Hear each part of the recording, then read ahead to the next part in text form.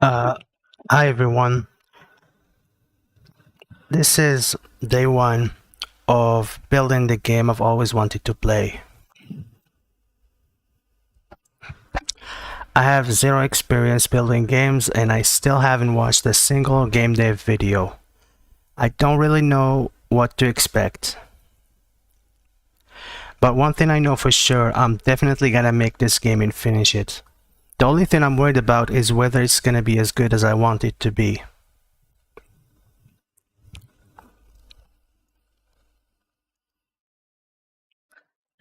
So here's how this entire project is gonna go. I put together a few rules and I'm gonna do my best not to break them.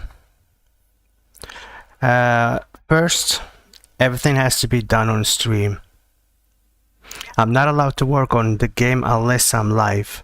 I can still learn some stuff or do research off stream, that's fine. Or if I have an idea I can write it down.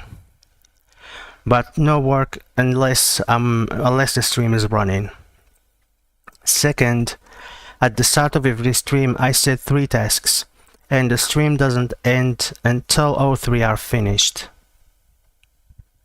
Each task should be around 30 minutes or so I can get through all of them and still have some time left.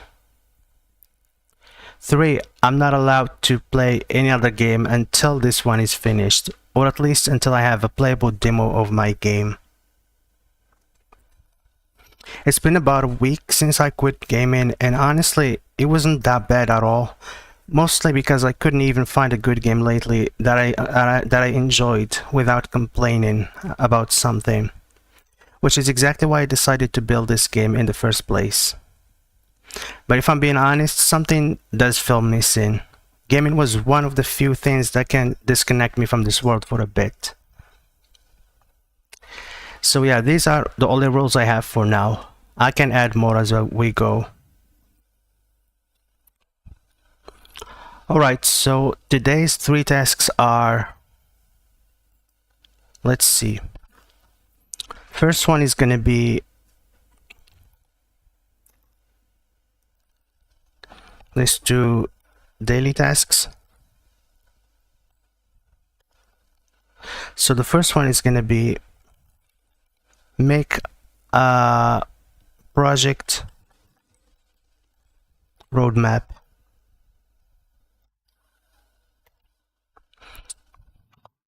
Instead of one big, almost impossible goal, I'm gonna split this project into smaller goals and focus on each one until it's done. I hope that by the end of this year, I'll have a demo finished. Since now we are in June, I think we have like 6 months. I'm not sure if that's gonna be enough for the demo. It's not gonna be like a big demo, just something to start with. Okay, the second task is gonna be complete the story. I already have the concept and a bunch of ideas in my head that I need to write down as soon as possible before I forget them. The goal today is to have a solid story that makes sense and works for this game. And finally, the third task would be make a temporary logo. Just a simple black and white logo with the initials of the game title, F and E. This is not the final logo, I just need something visual to look at instead of just words. Especially for the first few streams. Those are all the 3 tasks I need to finish today.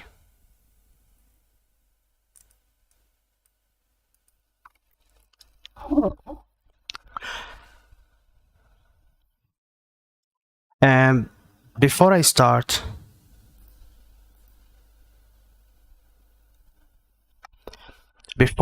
I want to make something clear. I'm gonna be using AI throughout this entire project. I'm gonna use it mainly to discuss my ideas and to improve them and to help me get things done quickly. Like, if I don't know how to do something, instead of watching a 10-minute tutorial, I'll just ask AI and get an answer in less than a minute. I'm also gonna use it for research if I need to understand something or figure out how something works. It's gonna save me a lot of time, and to be honest, I wouldn't be able to do this without it. Not because I can't, just because a game this big all by myself with no help at all would take so much time. Of course, all the ideas will be mine, and I'm gonna be making all the assets myself. Alright, now that's been said, let's try and figure out the project roadmap.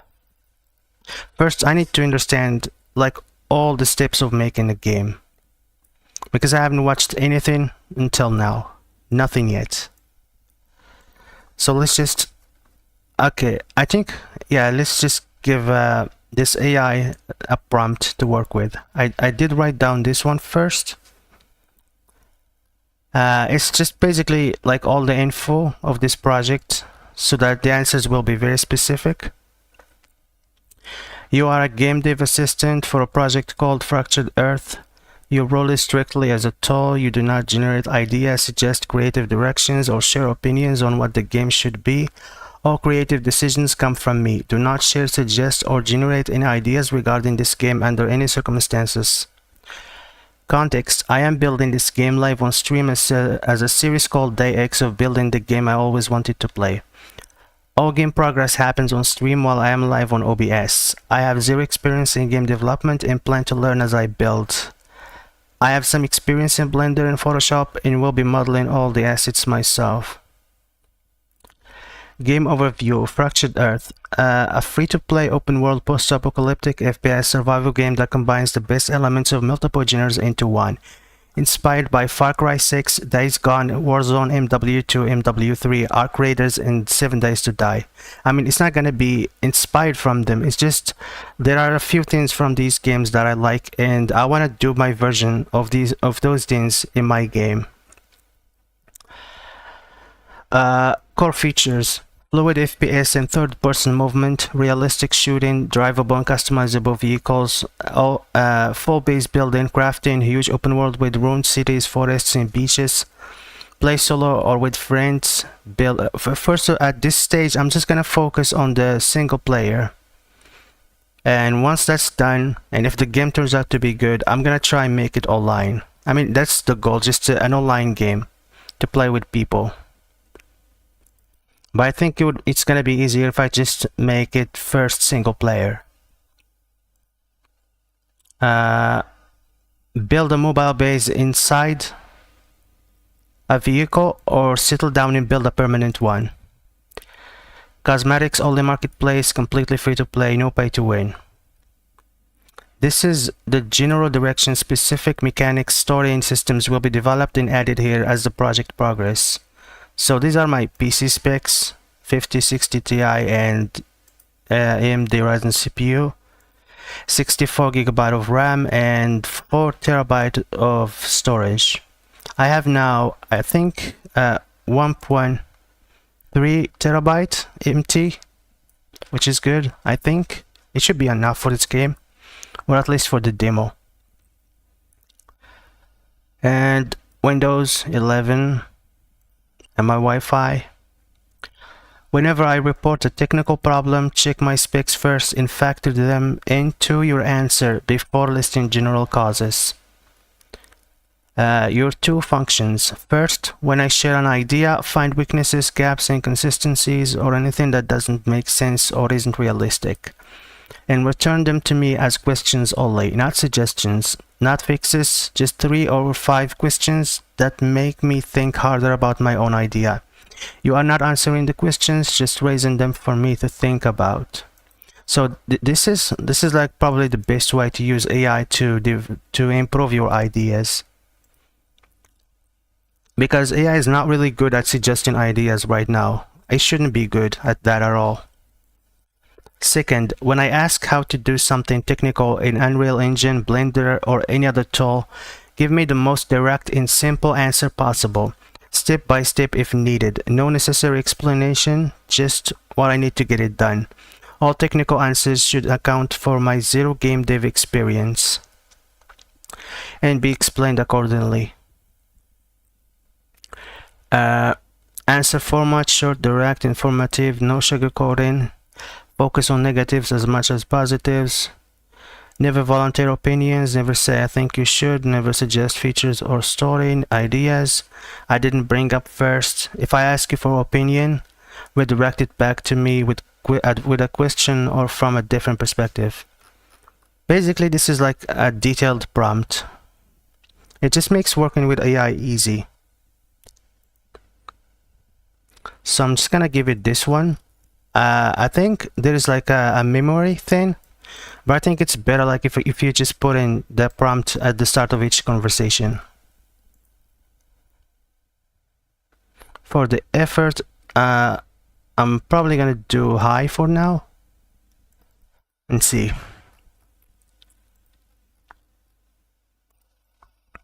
Not sure how. Okay, that was quick. Got it. Here's how I'll operate. Okay.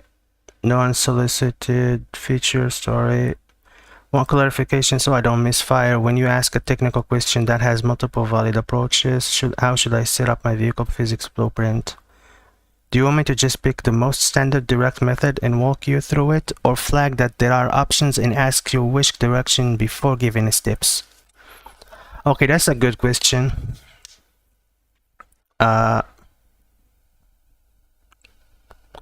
Yes, ask as many questions as you need.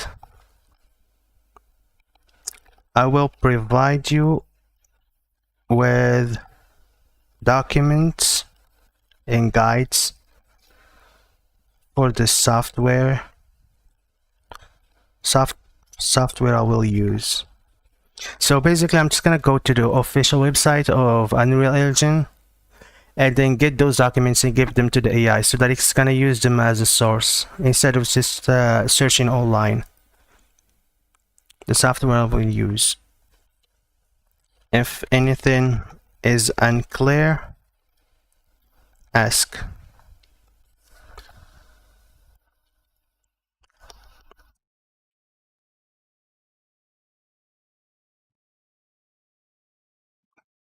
Ready when you are. Okay, so first of all, I'm gonna try and understand how to make a game.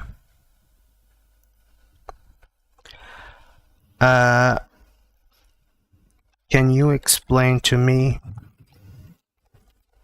in steps the process of making a game? Okay, let's be more specific. If I were no, let's say, since I'm going to make it all by myself, what things I will have to do?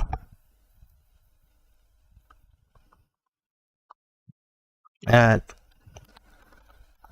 pretty much that's it. Let's create this node for the project roadmap.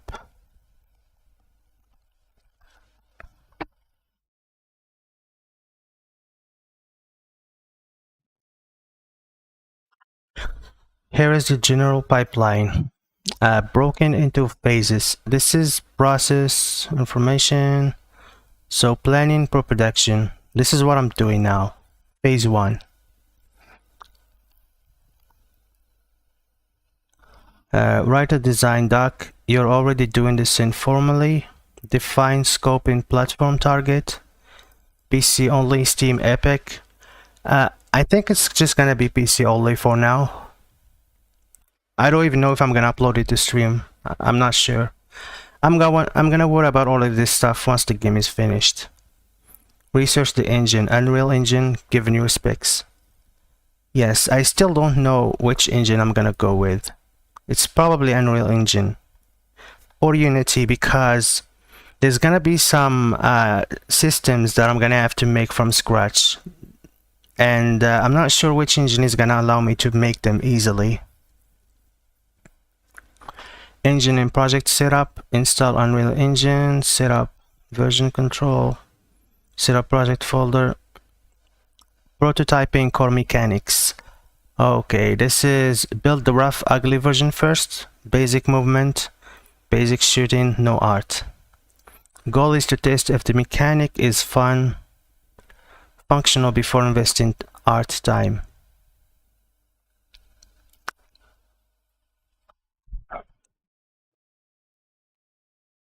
And then for asset creation pipeline, model in Blender, texture, this repeats for every weapon, vehicle, character, prop, building piece.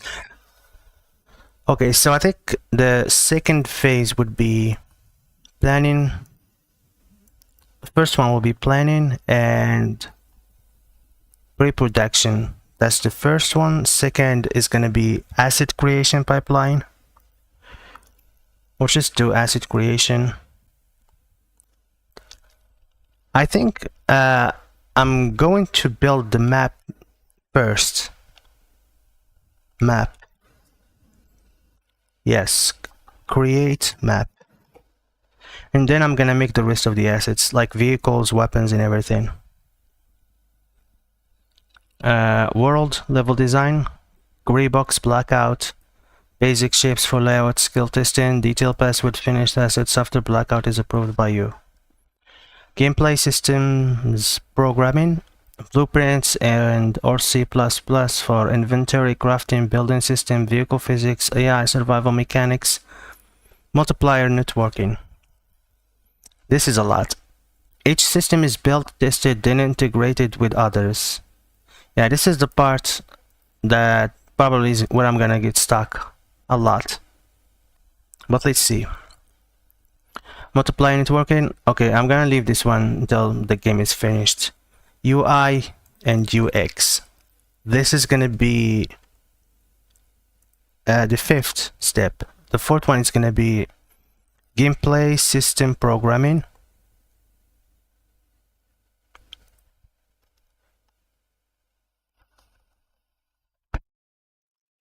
HUD menus, inventory screens, settings, audio, SFX, ambient sound. Yeah, let's do the audio. Is gonna be the sixth one. What else? Optimization, performance passes for open world streaming, LODs, draw calls, ongoing, not a one-time step. I have no idea what this sentence means. Let's make this one the seventh. Optimization. Testing, Q&I, bug tracking, playtesting, solo plus eventually others, iteration. Okay, so let's just make it testing. Polish, bug fixes, visual field improvements, balancing. Alright, so all of these steps are just for the demo. So it's not, the demo is not gonna have all the mechanics and all the assets of the map. Just basically a small map and some of the systems in the game. Build and deployment, packaging, builds, distribution, platform setup, live services. Yeah, that's can wait.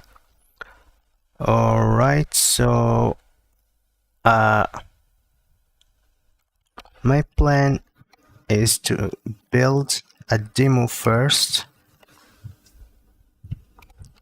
Single player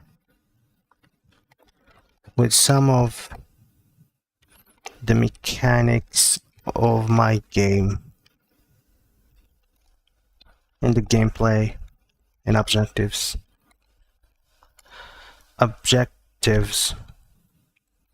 Small map. I'm not sure how small the map is going to be. Small map, few assets.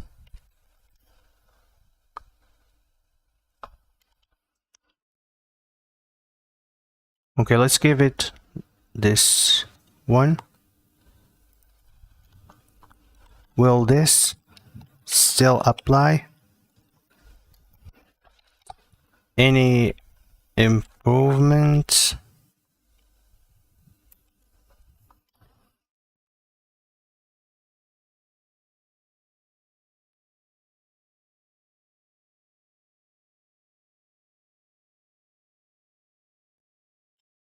For our setup, this is your plan. So I raise gaps as questions only, not fixes. Your list starts with create map before asset creation. Does your map use placeholder, gray box, geometry? Or are you waiting on finished assets first? And does that order match what you listed? Alright, I think I need to repeat this again. I have zero experience in game dev. So answer accordingly. Where does engine sit up? Okay. You mention objectives in your plan description, but it's not a line item. Which phase covers defining what the player actually does, wins, loses, and why isn't it explicit? Quick clarification I needed before I respond. Function 1, idea, plan, feedback is questions only. I don't answer. Alright, it's taking my prompt very seriously. So are you asking me to reward the 5 questions in simpler plainer language? Still questions, no answers? Yes, that's what I meant. Copy and paste it. Or are you asking a different technical question? Example, what do I actually need to learn? Do I still questions? Okay, let's just ask it, what does this mean? Does your map use placeholders, gray box, geometry? I don't know what does this mean.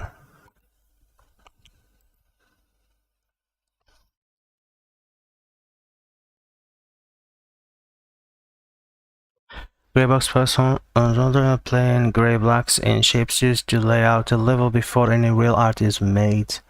A box stands in for a building. A cylinder for a tree, etc. It lets you test scale, layout, and gameplay flow without spending time on detailed models you might end up deleting. You replace the gray blocks with real assets later, once the layout is confirmed to work. Okay, that sounds like a good idea. Here are the same 5 questions rewarded simpler. When you build your map, will you use plain gray block shapes first to test the layout, or are you planning to place your final detailed assets directly into the map from the start? Yes, I will use. No, actually, I'm gonna do. I will do simple assets, simple version of the assets, very low poly, and not just very low poly version of the assets made quickly to resemble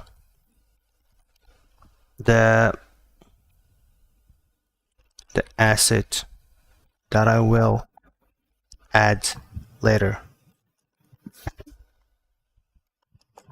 For the second, your list doesn't mention installing, setting up the engine, or saving your work safely version control. Where does that happen? That's like in the first phase, planning and pre-production. 2, that's included in the first phase. 3, if you build the map and assets first, then try the gameplay mechanics and it doesn't work well, how much of that map asset work would you have to redo or throw away? If you build the map and assets first, then try the gameplay mechanics and it doesn't work well, how much of that map asset work would you have to redo or throw away? Okay, like I said, I think it's just gonna be quick, low poly, so it wouldn't really take much time to make. Just until I test all the gameplay. Create map. Okay, this is gonna change. Create initial map. Initial low poly map. and then map in assets for testing the gameplay. And then create final map and asset in assets. I don't know if map is included in the assets, but that's fine. 3 is if you build the map and asset first, then try the gameplay mechanics.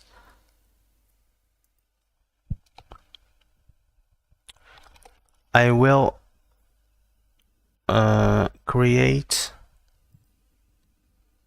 initial low poly map in assets for testing the gameplay, and once everything is working, I will make the final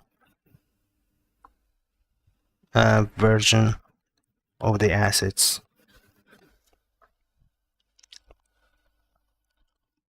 You said your demo will have objectives, but no step in your list says when you'll decide what the player actually has to do. Goals, win, lose conditions. That's probably included in the first phase, or maybe in the third phase. Goals in the objectives. Create objectives.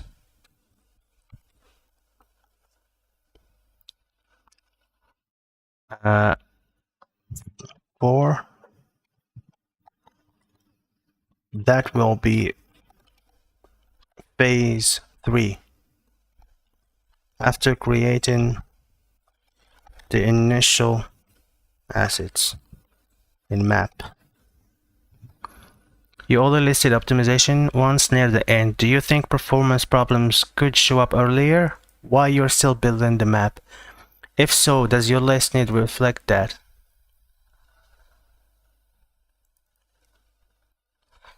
Okay, right now I'm focusing only on the demo until it's finished.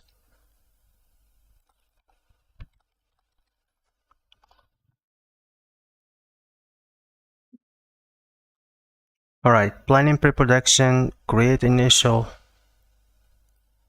low poly mapping assets for testing the gameplay, create objectives, create final. This is gonna be somewhere here. Create final map in assets. You said you'll make low poly versions that resemble the final assets rather than plain gray blocks. Since this requires shaping, UVing, and texturing decisions, how much extra time will that add compared to blocks? If the goal is just to test if the mechanics work. Okay, this could actually take longer than I thought. But the problem with blocks is that I wouldn't know what each block means. Like, okay, instead of doing texturing and UV mapping, I'll just do like plain colors. That should be easy, maybe. I will do simple plain color for the assets. There won't be much. If gameplay mechanics fail during testing and gets cut or changed, what happens to the low poly assets you built specifically to resemble that mechanic's final look? I don't care about the low poly as long as the game works, then I'll just delete them. You said objectives will be defined in phase 3. Phase 3 create objectives. After creating the initial assets and map, doesn't that mean you're building the map and gameplay loop before knowing what the player is actually trying to do in it? How will you know if the map layout supports the objectives if the objectives doesn't exist yet? I need to read this again. You said objectives will be redefined in phase 3 after creating the initial assets in map. Doesn't that mean you're building the map and gameplay loop before knowing what the player is actually trying to do in it? How will you know if the map layout supports the objective if the objective doesn't exist yet? Okay, I think the AI ignores the fact that I can change any asset or any part of the map whenever I want. So I'm just gonna ignore this question. How can I contact you to play my game? That is a life simulator on Android and iOS. I can't play your game because there is this rule here that said I'm not allowed to play any other game until this one is finished. So I'm really sorry, I can't really play your game. Good luck with your first game, but I would recommend relying less on AI and do like a 1-week Unreal Engine Unity course to get started. Yes, I'm gonna watch a lot of courses and tutorials off stream. It's just the AI, like just for this first phase mostly, to do like research. If I wanna figure out all this stuff now with Google, it's gonna take me hours. But AI just makes this a little bit faster.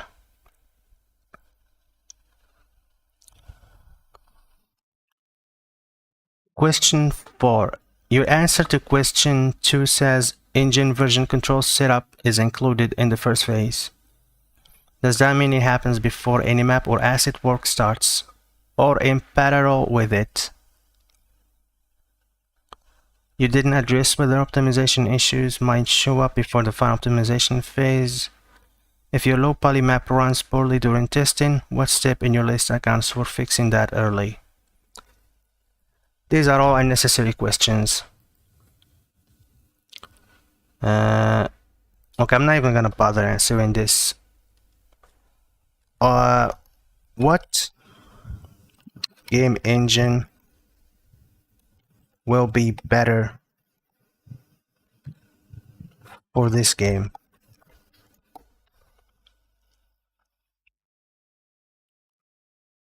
I've heard a lot about Unreal Engine, but I'm not sure which one's gonna be good. This falls under opinion recommendation, not a how-to, so per your rules. Unreal Engine 5, strong out-of-box support for realistic graphics. Okay, the realistic graphics are very important to me. Large open worlds, word partition system, large asset marketplace fab with vehicles, free until 1 million revenue, blueprint visual scripting. I did saw a video once that Unreal Engine will remove blueprints. So I'm not really sure about this. I don't even know what blueprints are. But I saw in the comments a lot of people being pissed off about them removing blueprints, whatever they are. Steeper learning curve for systems like networking, heavier on hardware requirements. Unity, easier for beginners, more tutorials, community content for solo devs specifically. C hashtag only, generally considered easier to learn than C++. Less impressive default graphics. Okay, let me see what games made with Unreal Engine 5. Games made with Unreal Engine 5.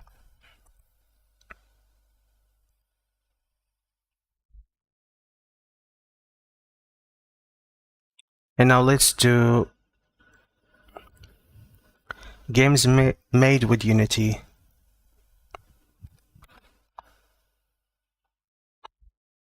If you want to go high-end graphics, then UE5 is good. Unity is great for cross-platform games and it mostly needs less hardware requirements. And yes, Unreal Engine 6 is making blueprints as deprecated. Yeah, it seems like Unreal Engine is the one I'm gonna go with. But I'm not sure about blueprints yet. Let me see what they are. Can you what are blueprints? And how can I use them to build this specific game?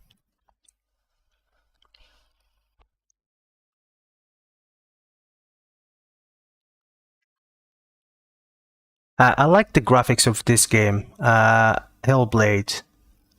It was really good. I'm not sure if my game's graphics will be just as good as this one, but and this is now really looking great for Unity.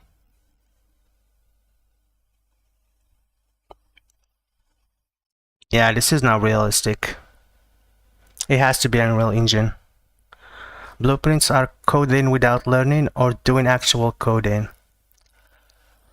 Pretty much visual scripting. I started 7 months ago and I can now build my own game from scratch. Okay, that sounds good because I don't want to learn how to code. I just want to do the game.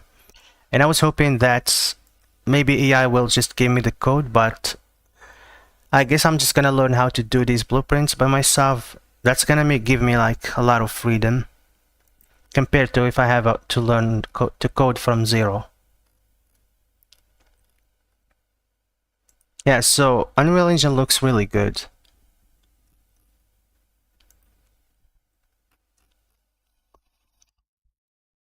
Alright, so project roadmap, planning pre-production, create initial low poly map and assets for testing the gameplay. How is this looking?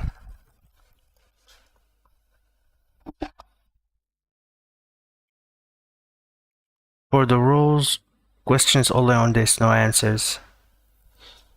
Stop saying this. Just answer.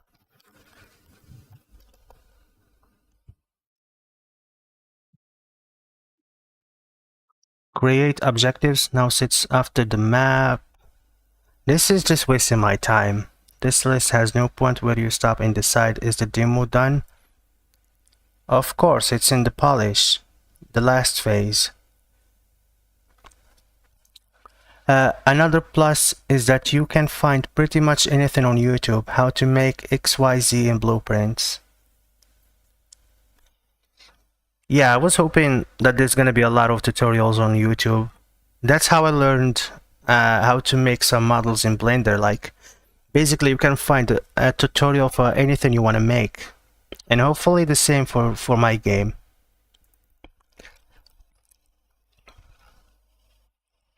Okay, this is like the project roadmap for now. Planning, pre-production, create initial low poly maps for testing, create objectives. Okay, this is good for now. I'm gonna consider this one done.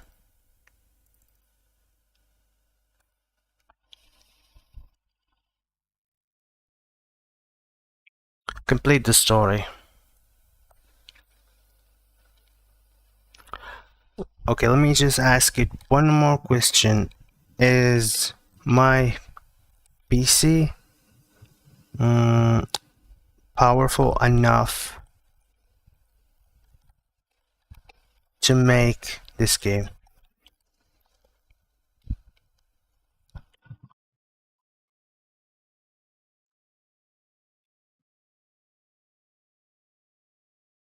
Yes, for development purposes, your specs are solidly capable for solo Unreal Engine 5 development, where this could still bite you. Open world games with world partition, large texture sets, and many simultaneous systems, vehicle AI multiplayer netcode get heavy in editor performance. Not just final game performance, editor performance is often worse than the packaged build. Single GPU CPU doesn't tell you how the packaged game will run for players with worse specs than yours. Your build target hardware needs separate consideration once you're testing for an audience. Your internet is fine for development, uploading builds, but is irrelevant to multiplayer server performance later.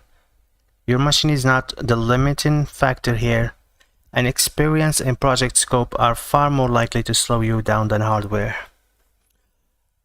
Okay, I'm gonna consider that as a yes, it's good enough. I have about 1.3 terabyte to 1.8 terabyte. Will that be enough? Okay, let's just say 1.5 because I'm gonna have to leave some space for the stream recordings. You are more than fine unless you are making a GTA 5 map. Now it's not gonna be that big. I don't know. That's gonna depend. Like right now my focus is the demo, which is just gonna be a small map. If you play Arc Raider, it's gonna be just as big as the no map. I don't know what it's called. Probably just as big as one of Arc Raider's maps. Just big enough to do some of the gameplays and objectives. Yes, 1.3 terabyte free is enough. Okay. For your demo specifically, small map, free low poly assets is far more than enough, likely by a wide margin. If you scale the full open world game, large texture libraries, multiple vehicles, non-issue. Okay, let's move on to the story. These are some notes that I have about this game. The title is gonna be Fractured Earth. It's not like a fixed title, it could change anytime, but this is the only one I could think of right now. Free-to-play open world post-apocalyptic FPS. Okay, I already said this before. Fluid FPS, third-person movement with sliding, diving, rolling, and vaulting. Longer stamina, realistic shooting, drivable and customizable vehicles, full base building, crafting, cooking. Okay, I'm not sure about cooking. Maybe that's too much, but I'll see. Survival mechanics in a huge open world with ruined cities, forests, all this stuff. I've said it before. Okay, this is the story.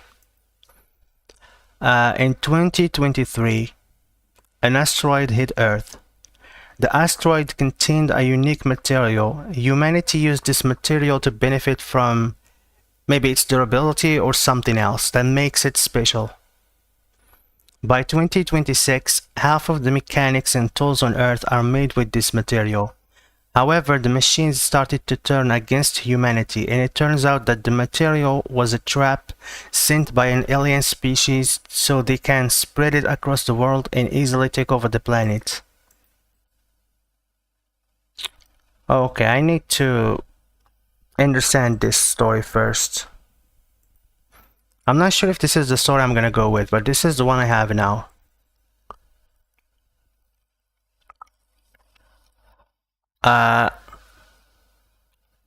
Okay, let's go back from the start. In 2023, an asteroid hit Earth. Okay, one thing I want to do is I want to make a different version of Earth. Like, maybe a different universe. Okay, let me see what I could do first with it. Earth from space.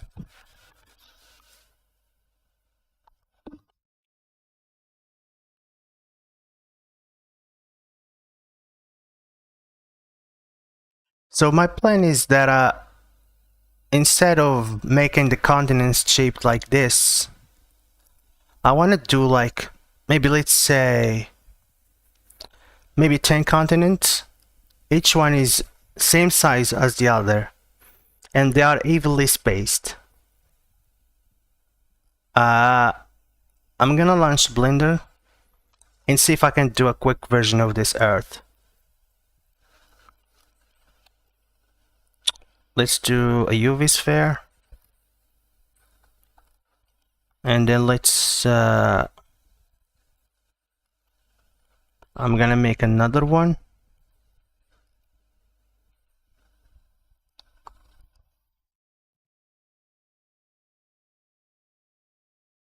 And I'm gonna add a subdivision.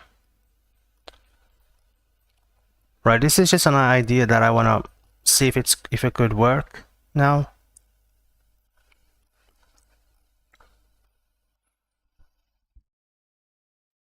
basically this concept could work well for my story, but I'm not sure, because first it has to make sense. It has to work somehow in a way that makes sense, not just like in some sci-fi movies or stuff.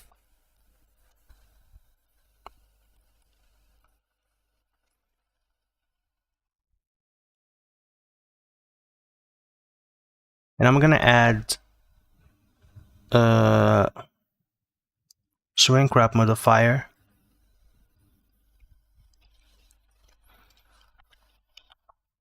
So the idea is,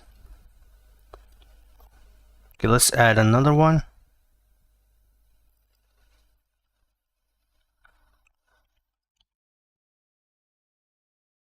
This is the second continent, and this is the third one, the fourth, and the fifth.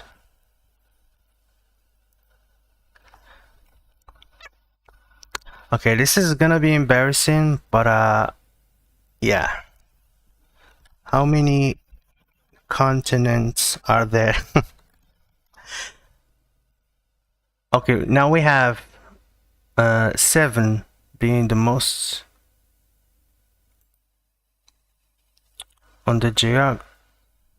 They're not even sure how many continents are there, with 7 being the most widely accepted model in English-speaking countries.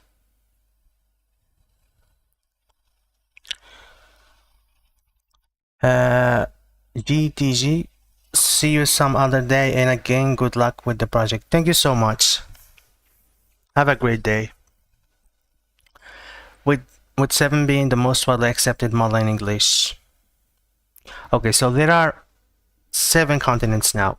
In this game, there's gonna be like 1, 2, 3, 4, 5, 6, 7. Maybe I'm gonna do 7 too. But they're gonna be like this. Let me delete this one.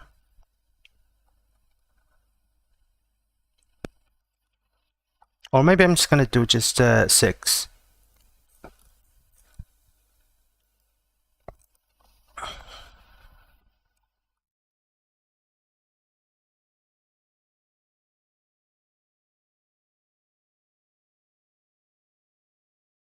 That's the 5th.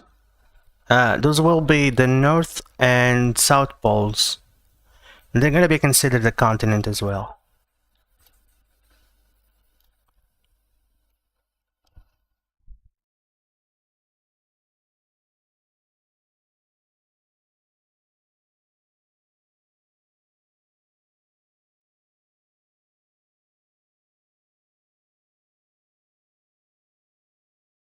Alright, so basically like this, evenly spaced.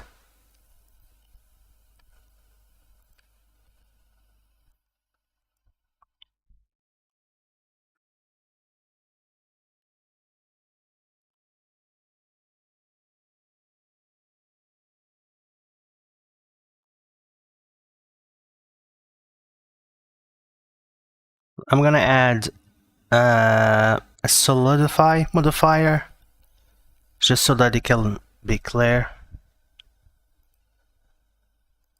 -1 will do.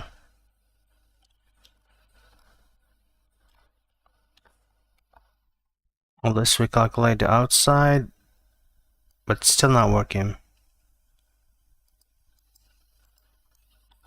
I don't know why it's not working. Maybe it should be at the bottom.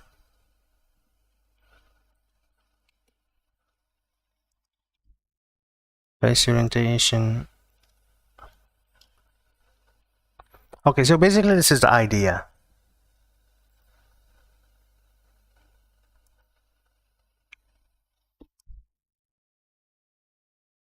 I'm gonna give these ones a brown color to represent the land, and this is the sea.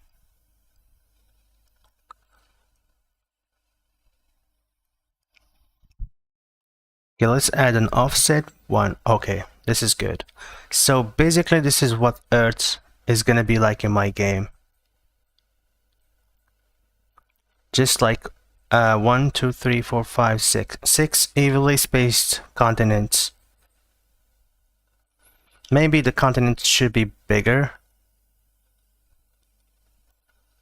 Individual origins like this. Yeah, this should work.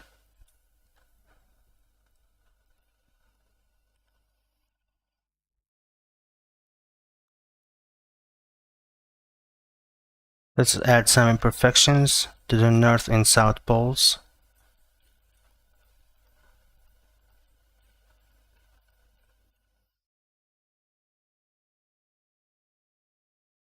Pretty much this is it. But why does it look like this instead of what Earth looks like now?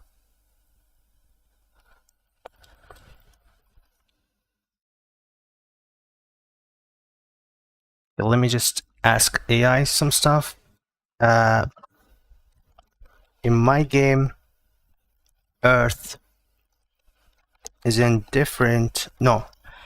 In my game, there are 6 continents instead of 7. And they are almost perfectly same size. I attached an image of what they will look like, what Earth will look like. So I'm gonna ask it some questions just to understand if this is gonna work or not. Why does Earth in real world looks the way it is now? Why continents shaped differently?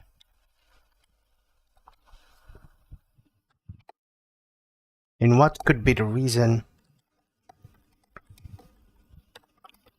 that in this game, in the world of this game, they look like that? Okay, so one idea that I have is that maybe in our world there was like an asteroid, maybe millions of years ago, that hit Earth and made the continents look in different size and shape. But in this world, the world of this game, there wasn't that asteroid. That's why the Earth still looks in the original shape that it was from the beginning. Okay, that's just an idea, maybe.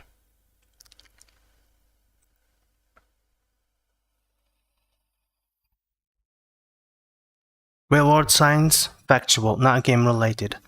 Earth's continents are shaped the way they are because of plate tectonics. The planet's crust is broken into large plates that float on the semi-molten mantle below and move slowly over millions of years.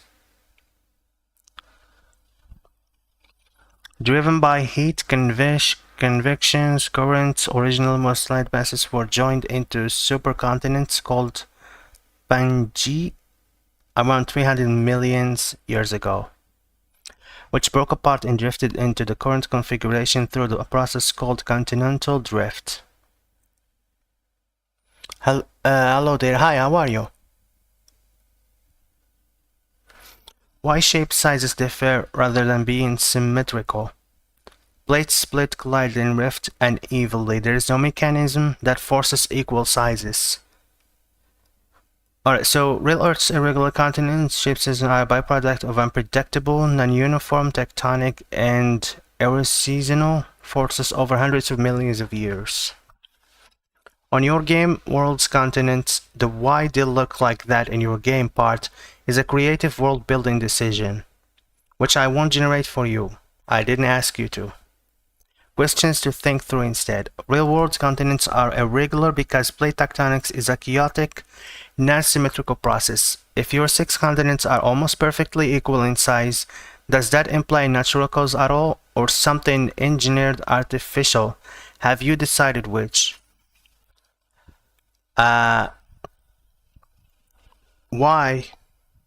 Okay, is it possible that these tectonics, what are they called? These plate tectonics movements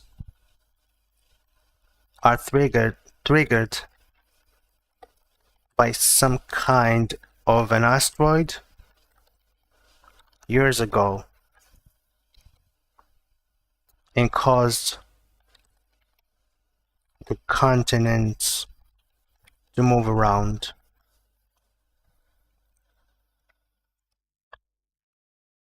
Does your game's lore need to explain why they're equal sized, or is this purely a gameplay map balance decision that doesn't require an in-fiction explanation?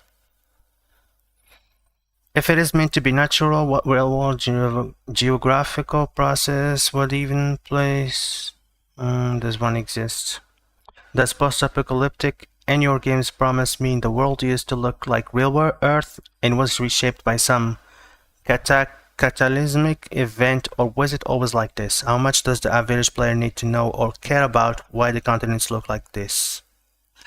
Okay, this is not really important, it's just something that I want to add in the game, just so that I can make it different, or at least interesting. It's not gonna like help the game at all, but I just want to make it like this, and I want it to make sense before I do it. Real world science, factual. Generally, no, not in the way you might be picturing. When an asteroid hits, continents instantly shift.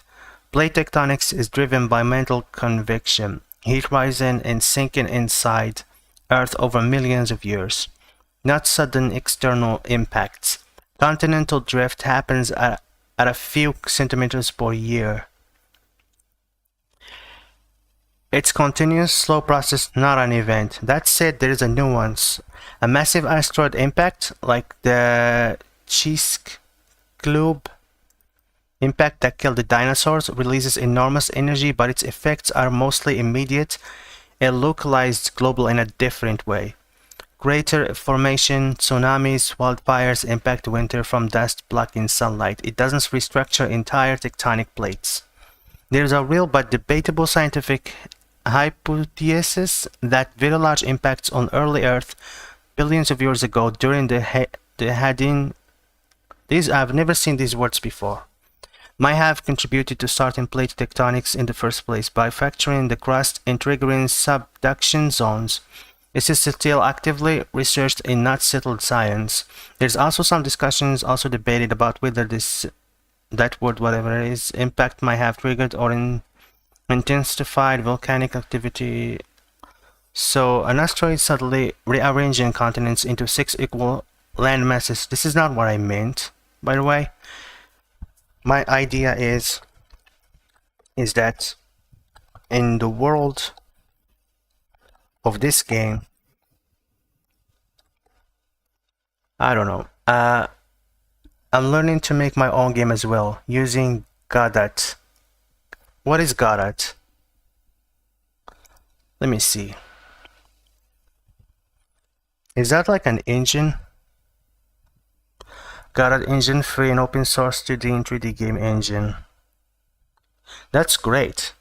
I would recommend like you use AI if you want to learn fast. It's really helpful and it's gonna save you like a lot of time, especially like if you want to learn new software.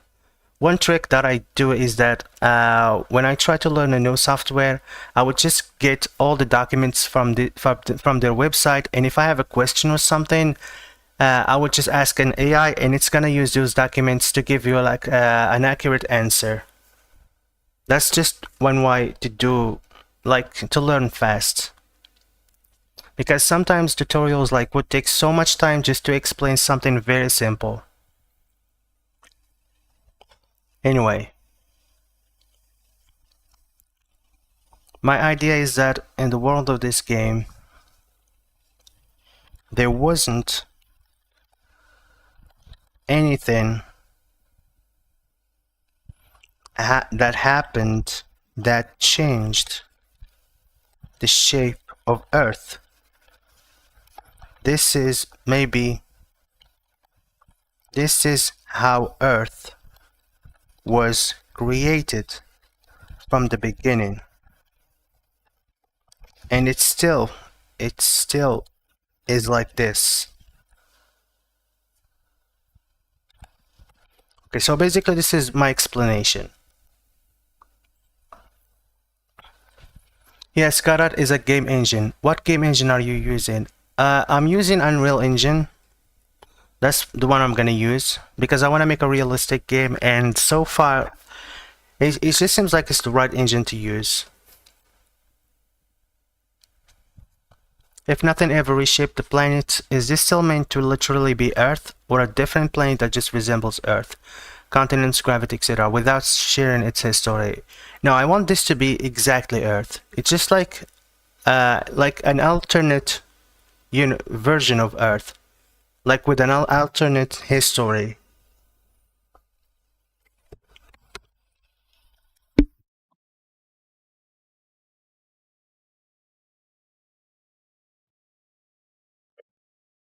Real Earth's irregular continents come from plate tectonics. If this world's continents were equal sized from the beginning, does that mean this world never had plate tectonics? And if so, have you thought about what that means for things like mountains, volcanoes, or earthquakes, if you want any of those in gameplay? Yeah, I was thinking I want to do like some, I don't know, I'm not sure about this. I'm gonna think about that later. Oh, cool, good luck. I can't use Unity or Unreal Engine since my laptop can't handle those. Yeah, well, you gotta use what you have. Just, you can use it like, just if you have like a good idea, just start with whatever you have and continue working on it as you upgrade. I wish you best of luck with your game. What is your game about anyway?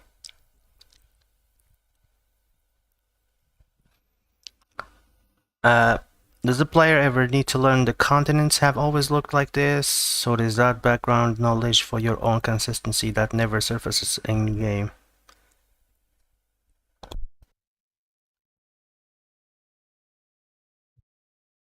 Full-sized continents from the beginning suggests intentional design.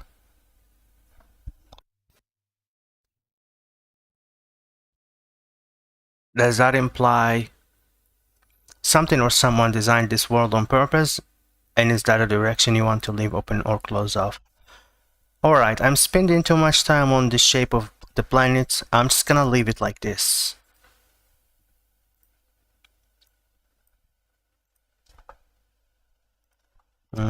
Let's add another separator here. Oh, I don't know the game I want to make. Got to think about it. Yeah, this is the most important part if you want to make like something, especially a game. You need to spend a lot of time thinking about what your game is going to be about. That's the important part.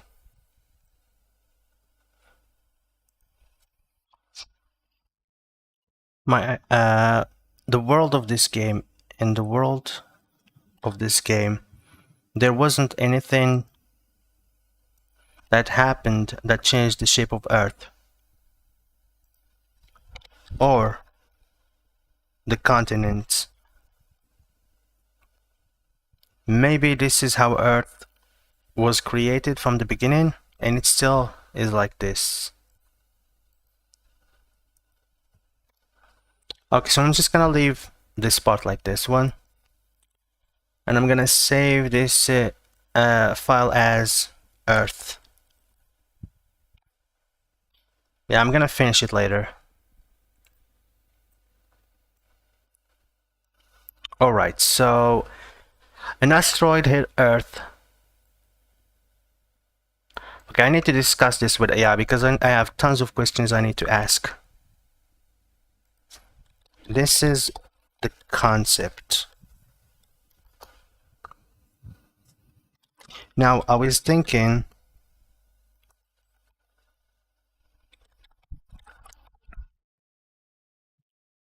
if 50% of the machines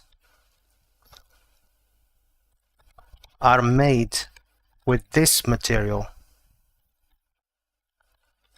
realistically, how big this asteroid need to be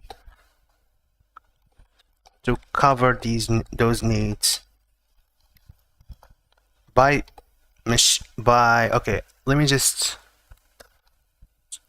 by made with, I meant like for the armor mostly, not the internal parts. Okay, so this material was used just for the, for example, the armor for machines and stuff, because it's durable. Maybe I need to make this material unique.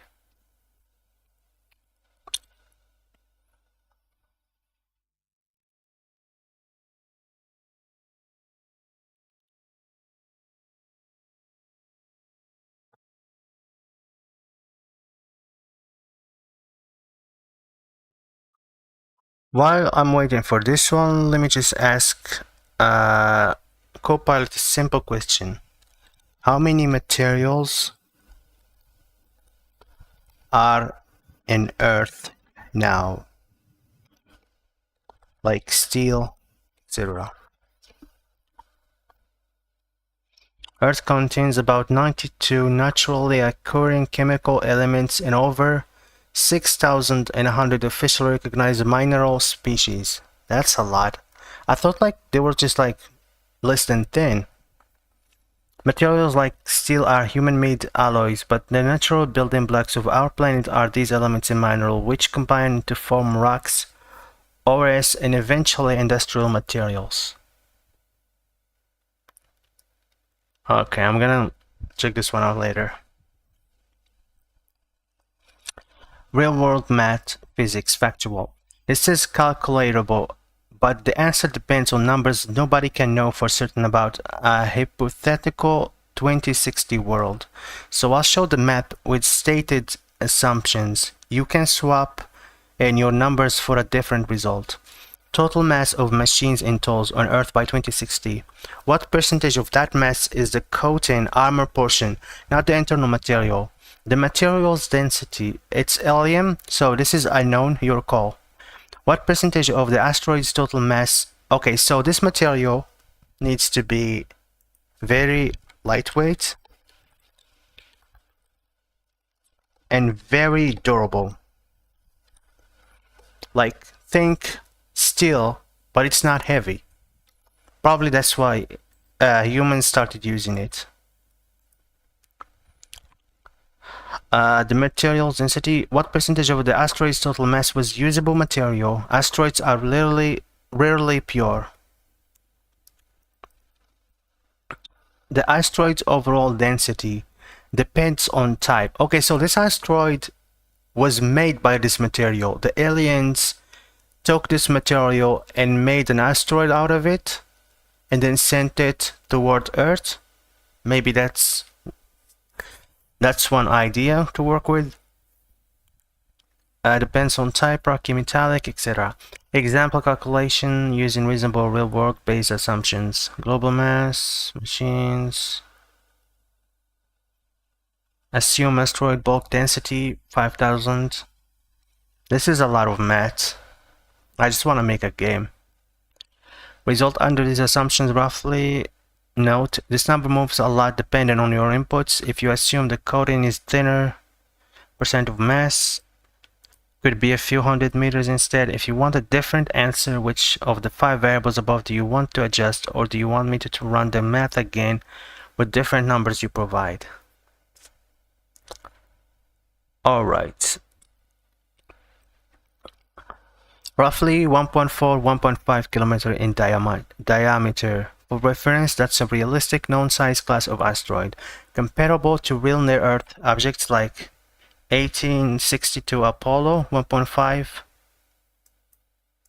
Okay, let's check this one out.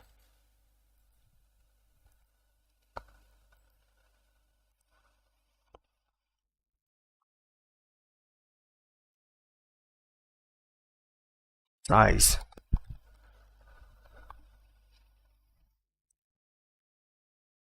Let's mention asteroid.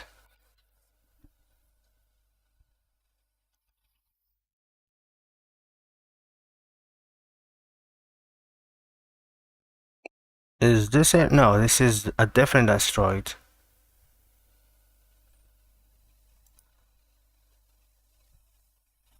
Okay, this is the one.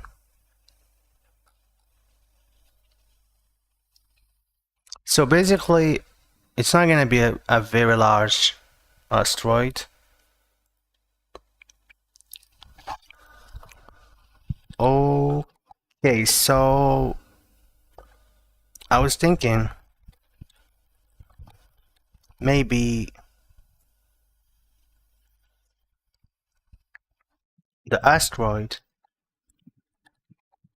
was made by the aliens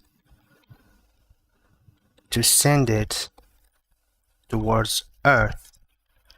And but here's a question: why doesn't Earth do anything about this asteroid? Like they could see it like probably millions of miles away before it even reaches Earth, and they probably could send like a rocket or something to stop it.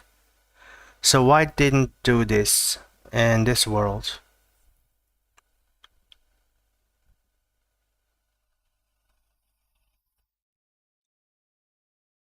Oh, okay. Maybe they did, but I don't know. Send towards Earth. If this is the case, why couldn't... No, let me just ask it this question. If this is the case today, let's say a 2 kilometer, or let's even do 5. Let's make it a big asteroid. 5 kilometer asteroid is heading towards Earth. Well, will we see it? Of course, we will see it. Will we be able to stop it? And how?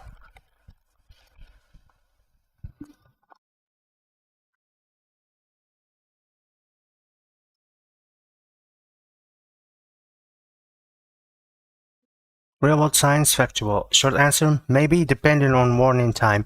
A 5 kilometer asteroid is large enough that current technology is not guaranteed to stop it. Okay, this is good news, especially with short notice. Why size matters? A 5 kilometer asteroid is in the range that caused mass extinctions in Earth's history. This is not good news. For comparison, the chick... Why does it always bring this word? Impactor that killed the dinosaurs is estimated at 10-15 kilometers. 5 kilometers is smaller than that, but globally catastrophic, capable of causing severe, possibly civilization-threatening damage through impact effects and climate disruption. Dust, debris, blackened sunlight, impact winter. Right, so maybe the asteroid was made by the aliens to send it towards Earth. If this is the case, no. Send it toward Earth.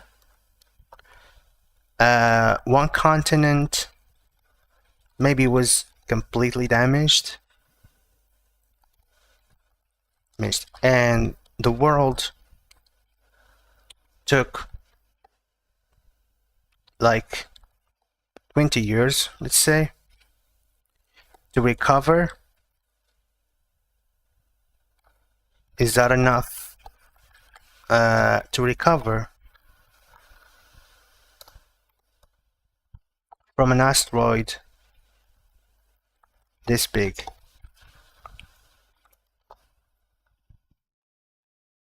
And then they started studying this asteroid and found out that they can use the material it was made from to rebuild.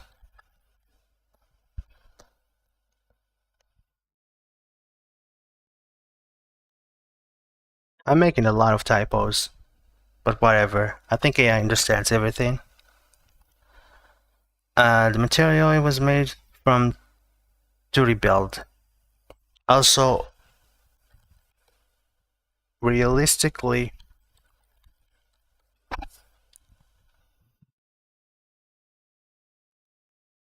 how much damage can this asteroid make? And how long it will take humanity to recover?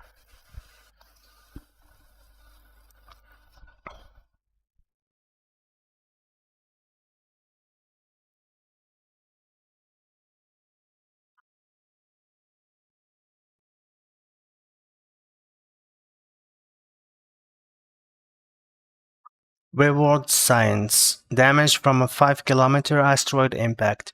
The direct destruction zone, crater, blast wave, firestorm, immediate devastation would be regional, potentially hundreds of kilometers across, not an entire continent. For comparison,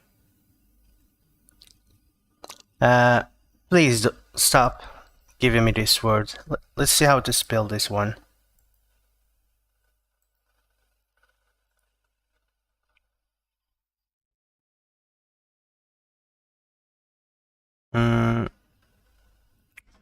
Google Translate.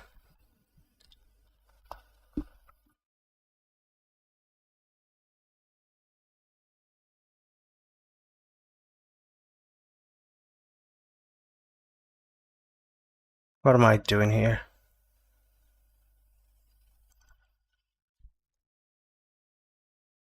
Whatever, let's just, does Cloud have a way to read aloud? Yeah. Real world science. Factual. Damage from a 5 kilometers asteroid impact. The direct destruction zone. Crater, blast wave, firestorm. Immediate devastation. Would be regional. Potentially hundreds of kilometers across. Not an entire continent. For comparison, the Chicxulub impactor, 10 to 3 kilometers, roughly 2-3x larger than 5. The Chicxulub impactor, 10-15 kilometer, roughly 2-3x larger than 5 kilometer, created a crater about 150 kilometers wide with severe regional destruction extending further. The bigger threat is global, not regional. A 5-kilometer impact would loft enormous amounts of dust debris into the atmosphere, blocking sunlight for months to years. Impact winter, causing global temperature drops, failed photosynthesis, collapse agriculture, and mass starvation worldwide, not contained to one continent. If it hits ocean, most of Earth's surface is ocean, it would also generate massive tsunamis affecting coastlines globally. Secondary effect, wildfire from rejected. Recovery time, short-term climate effects impact winter. Sunlight blockage are generally estimated to last several. Alright, so here's the idea here, the concept. In 2023, an asteroid hit Earth. The asteroid is made Astronium. Maybe that's the name I should give my material. Is there a material named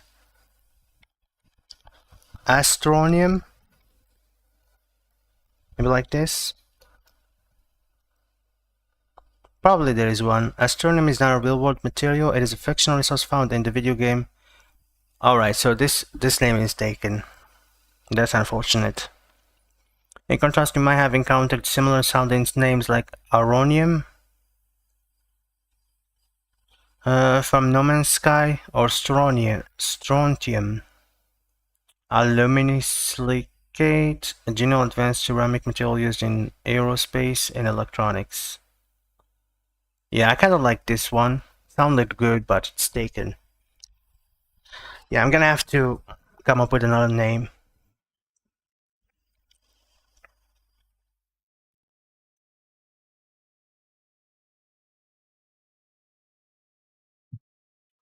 Our geological and ecological recovery, if civilization survives at all, would likely take decades, not years.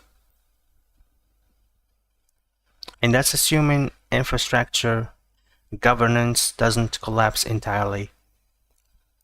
For a human civilization, not raw ecology, bouncing back from a global famine plus regional devastation plus climate disruption, 20 years would be fast but not impossible, especially if your story already establishes the alien material accelerated rebuilding. Okay, this is what I'm gonna go with.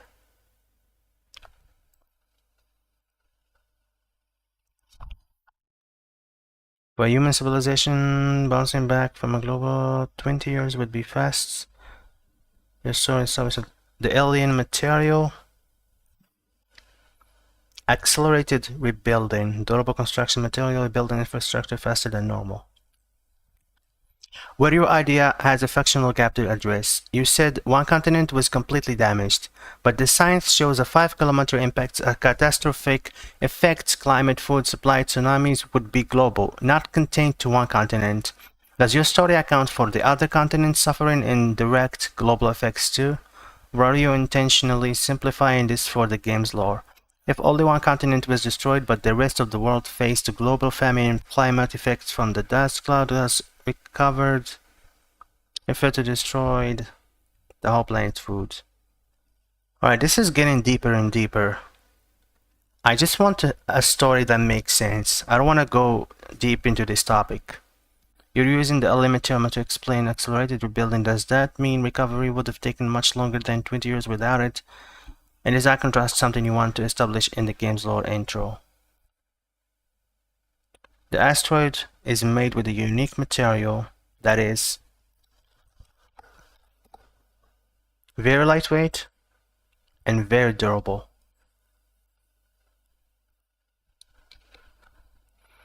Humanity used the material to accelerate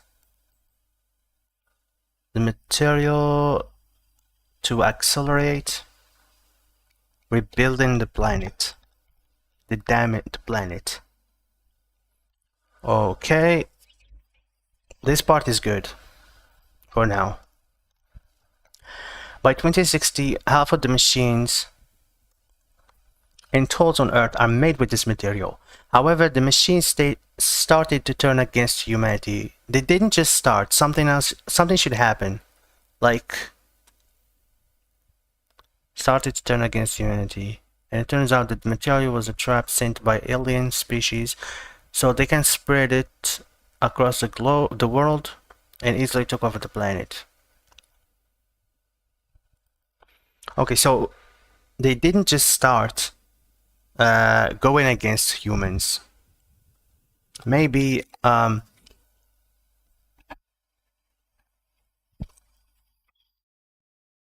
maybe one day alien spaceships appeared in the sky. Okay, maybe they had to get closer to the planet so that they can be in range to control this material. That makes sense. That's why they should appear in the sky. Appeared in the sky because they needed to be close in range to the material to gain control. Alright, another question is, okay, so if humans had like, let's say 40 years to study this material and build it, Why didn't they like discover a way to control it? And why do aliens have the ability to control this material? How is it even possible to control material? Let's see. If humans are capable...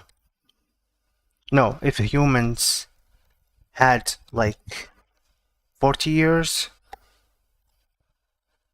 to study the material and rebuild with it, why couldn't they? I need to answer this question myself. Alright, maybe it's not the material itself. Maybe the aliens have some kind of device that they use to control the material. So maybe this has nothing to do with the material. Maybe this device just works well with this material. So even if humans study it completely, they probably never think of controlling it or something. And another question is, why the aliens wanted to attack the Earth like this? Why not just like shoot with their weapons? They probably have like advanced weapons. Why not just do it that way? Why they had to send this material and then wait for years for humans to build with it?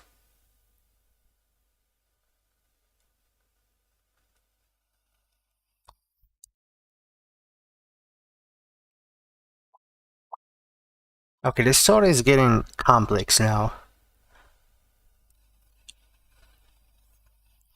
But so far, I think it has a potential to be a good story for the game. The deeper I get into this story, the more the more material I can work with when it comes to objectives and gameplays.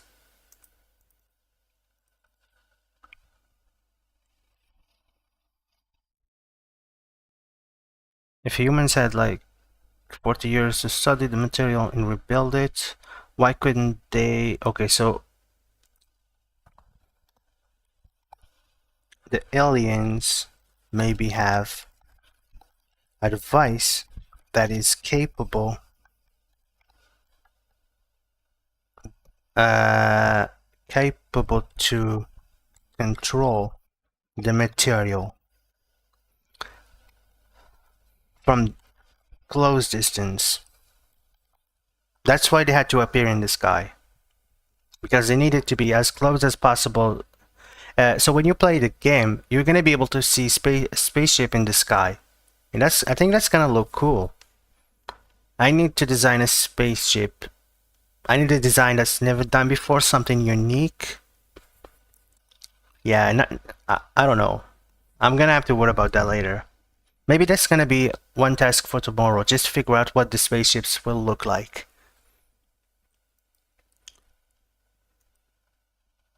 The aliens maybe have a device that is capable to control the material.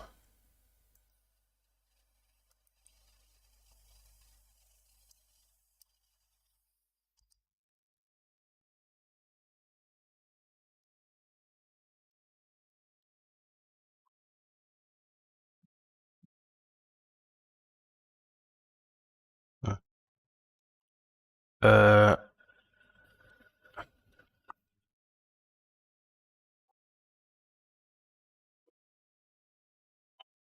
By 2060, half of the machines and tools on Earth with this material. However, the machines started to turn against humanity. And it turns out that the material was a trap sent by alien species so they can spread it across. Alright. One day, alien spaceships appear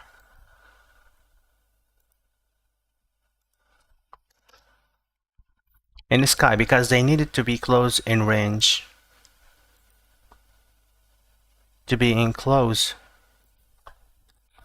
range to the material to gain control.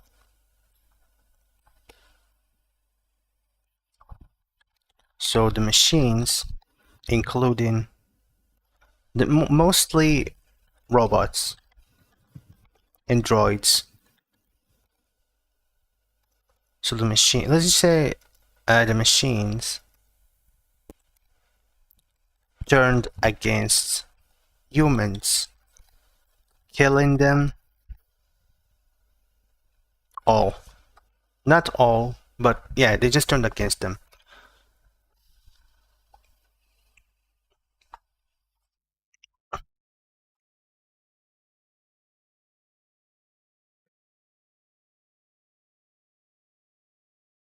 Here is why I have what I have so far. What do you think? Let's see what AI thinks. Hopefully it's gonna give some good questions to improve this story. For the rules, I know the rules. I gave them to you. Just tell me, you said the aliens needed to be in close range to the material to gain control. With their device, between 2023 astro, let's just say 2020. That's gonna make it easy.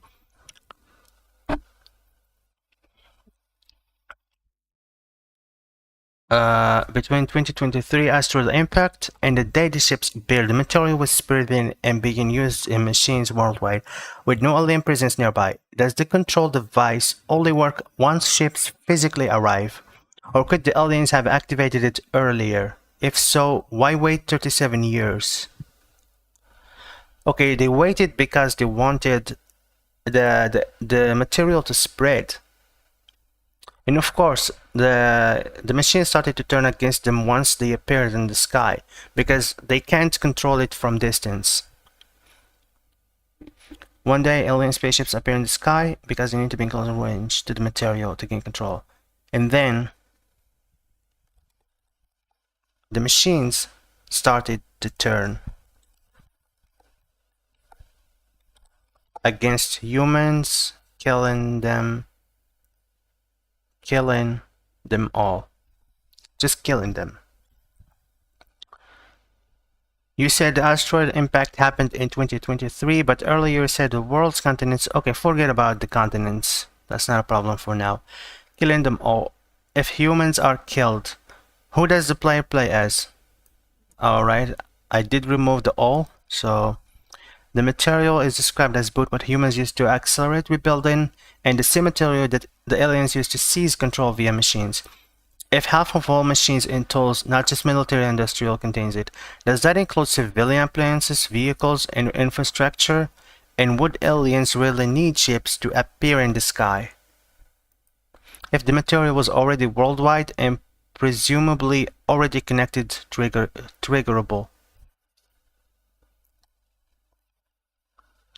Okay, so if they made a car with this material, can the alien control it? Maybe like if you're just playing the game and then there's a car that was made with this material, and then the car just attacks you, like with no one driving. Maybe.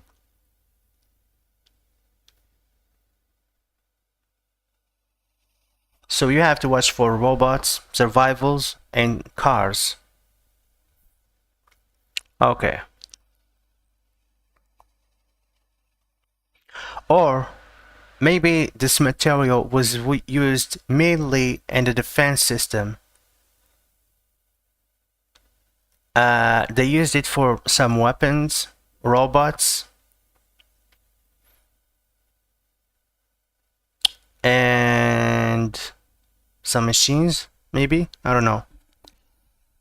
You mentioned a single asteroid impact in 2023, but didn't restate the recovery timeline, regional versus global damage, or the 20-year recovery you discussed previously. Is that this part of this version, or has the story changed since then?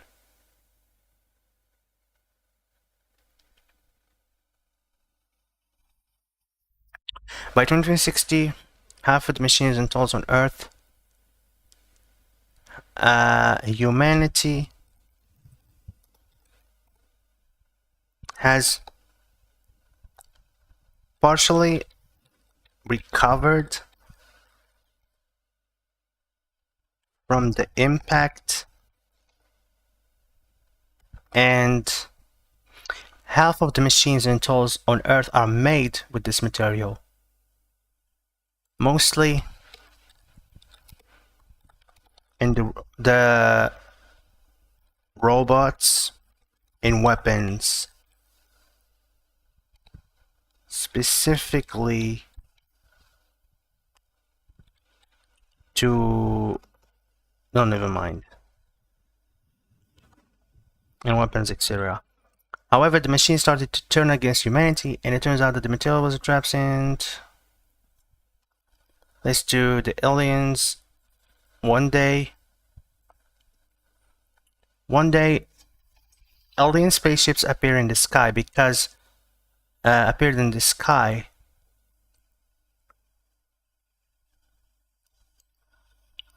And then the machine started to turn against humanity, killing them every chance they get. Killing them. It turns out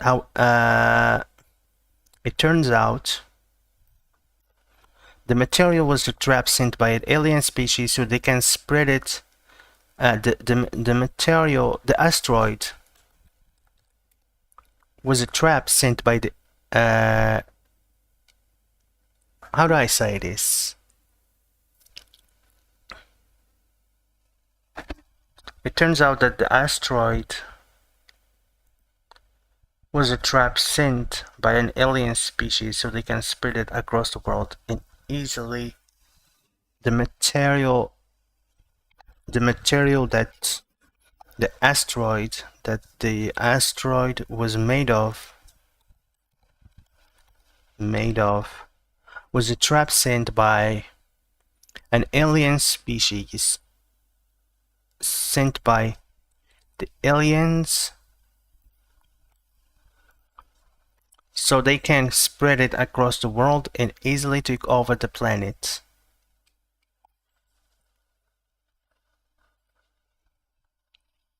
They needed to be in close range to gain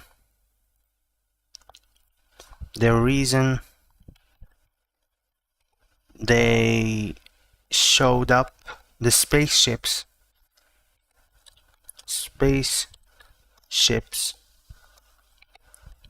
showed up in the sky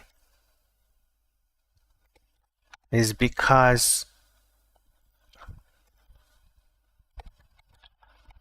they needed to be in close range to the material to gain control of it. The aliens, they have a device that is capable to control the material from close distance.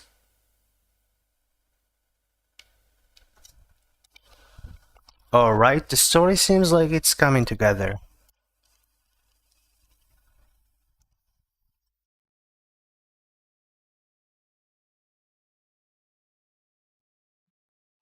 How about now? Any plot holes? Ignore the continent's shape.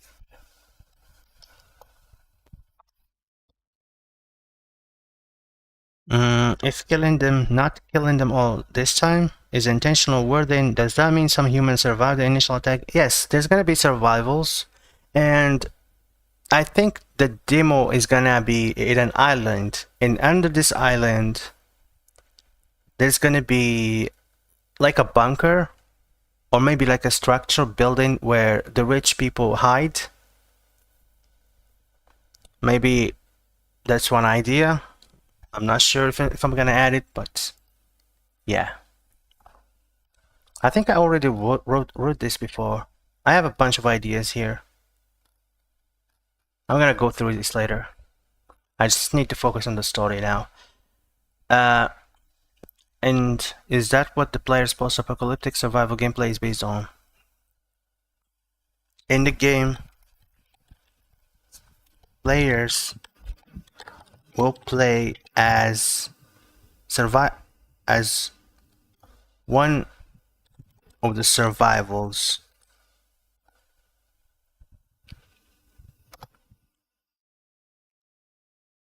and must avoid enemies.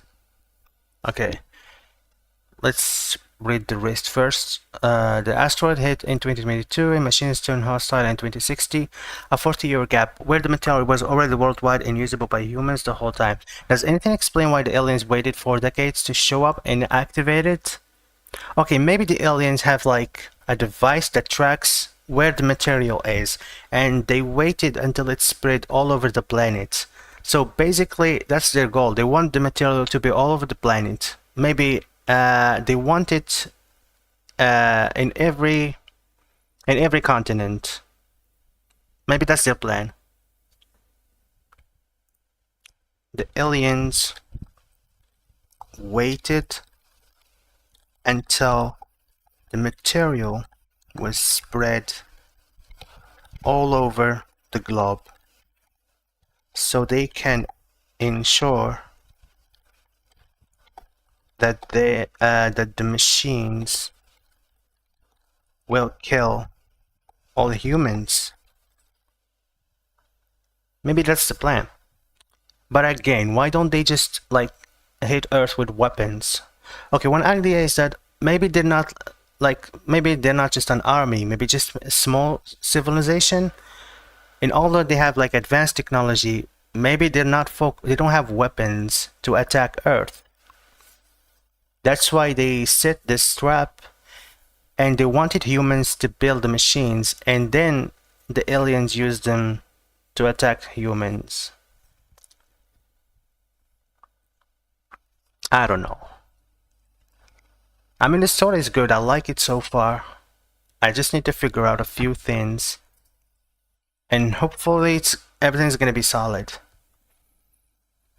If the aliens needed to be in close range with a control device to activate the material, how did they ensure the material would end up specifically in robots in weapons over 40 years of human use, without any presence or influence on Earth until the ships arrive? I mean, that's easy to... I mean, they're aliens. They must have some kind of brain cells, and they know that Earth doesn't have this kind of material, and they know that once they give it to them, they're gonna use it. Or maybe they did this before to other planets.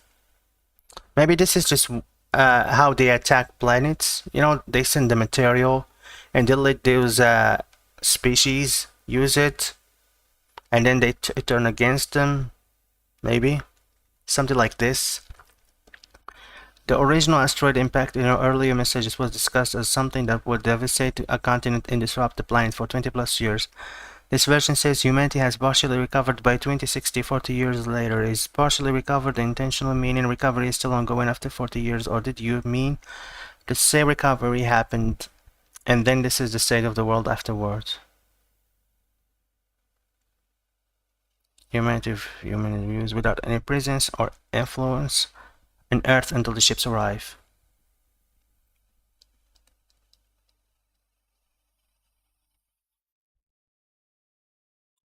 The aliens waited until the material was spread all over the globe so they can ensure that the machines will kill all humans. This is how they operate, maybe? How they attack planets. Maybe it's a normal behavior. They know once humans get their hands on this material, they will abuse it. Let's just say they will use it because there is nothing like it in Earth. So the aliens, they're just, maybe they have experience. They studied humans. They know how they work, how they behave and stuff, and they know that if they got their hands on this material, they're just gonna use it as soon as possible, like it in Earth.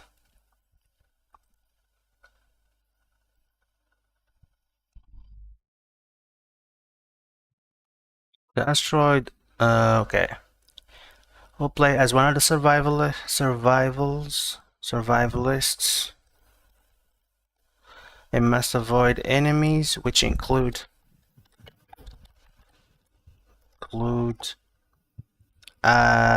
other survivals, camps. I think I have a list of enemies here. 3 types of robots. Yes, home servants, other survivals, animals. Yes, there's gonna be wild animals, of course. Some animals will survive. 3 types of robots that were manufactured by humans. This is mostly like humans against robots, but aliens are involved. Like I said here, alien possessed robots.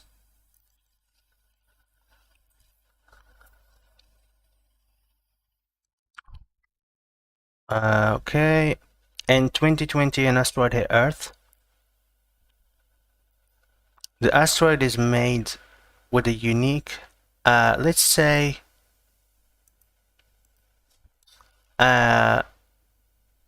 what's the word? A surprise hit Earth, a surprise asteroid hit Earth. But why is it a surprise? Like, let's just say an asteroid for now. Asteroid is made with a unique material that is very lightweight and very durable. Nothing like it is on Earth. Humanity used the material to accelerate rebuilding the planet.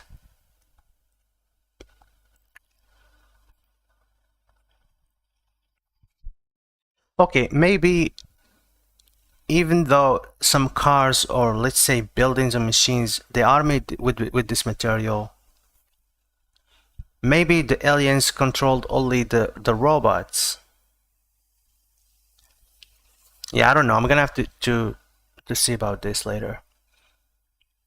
By 2060, humanity has partially recovered from the impact, and half of the machines and tools on Earth are made with this material, mostly in robots, in weapons, etc. Mostly robots in weapons and Warcraft, etc. One day alien spaceships appear in the sky. So let's say one spaceship per continent appeared in the sky, and then machines started to turn against humans, killing them. Machines start to turn against humans and hunt them. That's better. And hunt them to death.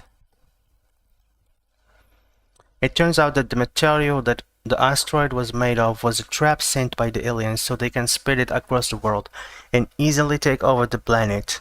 The reason the spaceships showed up in the sky is because they needed to be in close range to the material to gain control of it.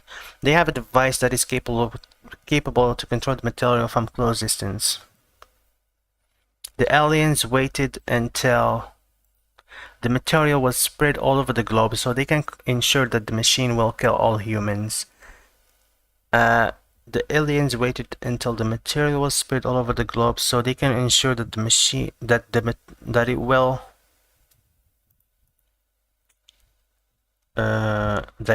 ensure that all humans will be killed eventually.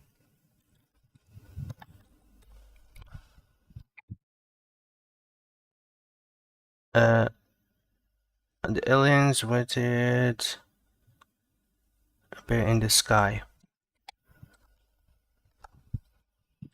One spaceship per continent. Does that mean they...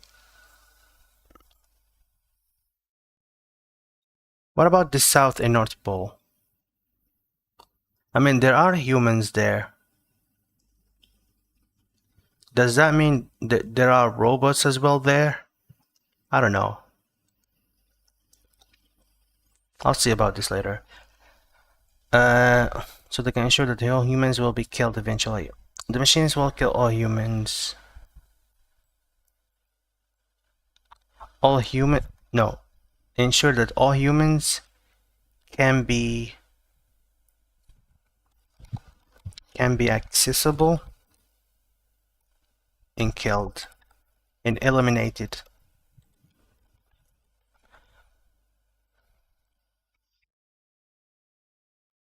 This is how they attack planets. Maybe it's the normal behavior they know once humans. Maybe it's a planet, it's a normal behavior. This is how they attack planets. Okay, let's say they studied humans for years and figured out that's the best way to attack, maybe? Is that really the best way to attack? For years. They studied humans for years.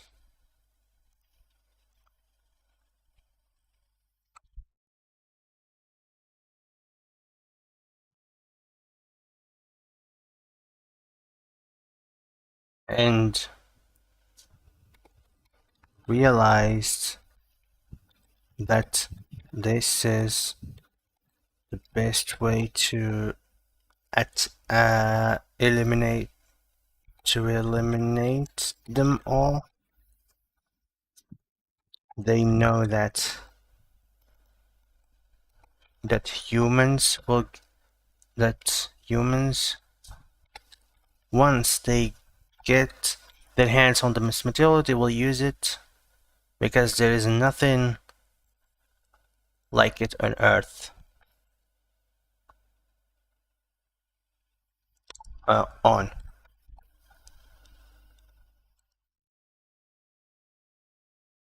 Ensure that all humans can be accessible. And the game players will play as one of the survivalists and must avoid enemies, which include other survivals, camps, robots,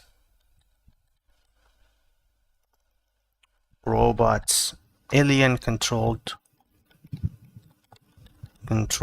robots, wild animals.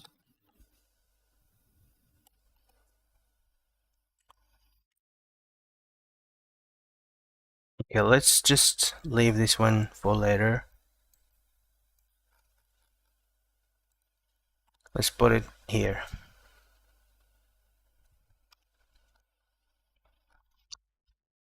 Home servant. Yeah, this one too.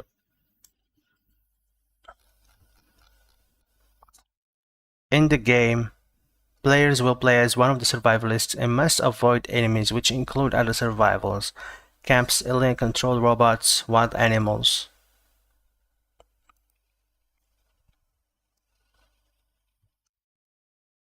Alright, how about now?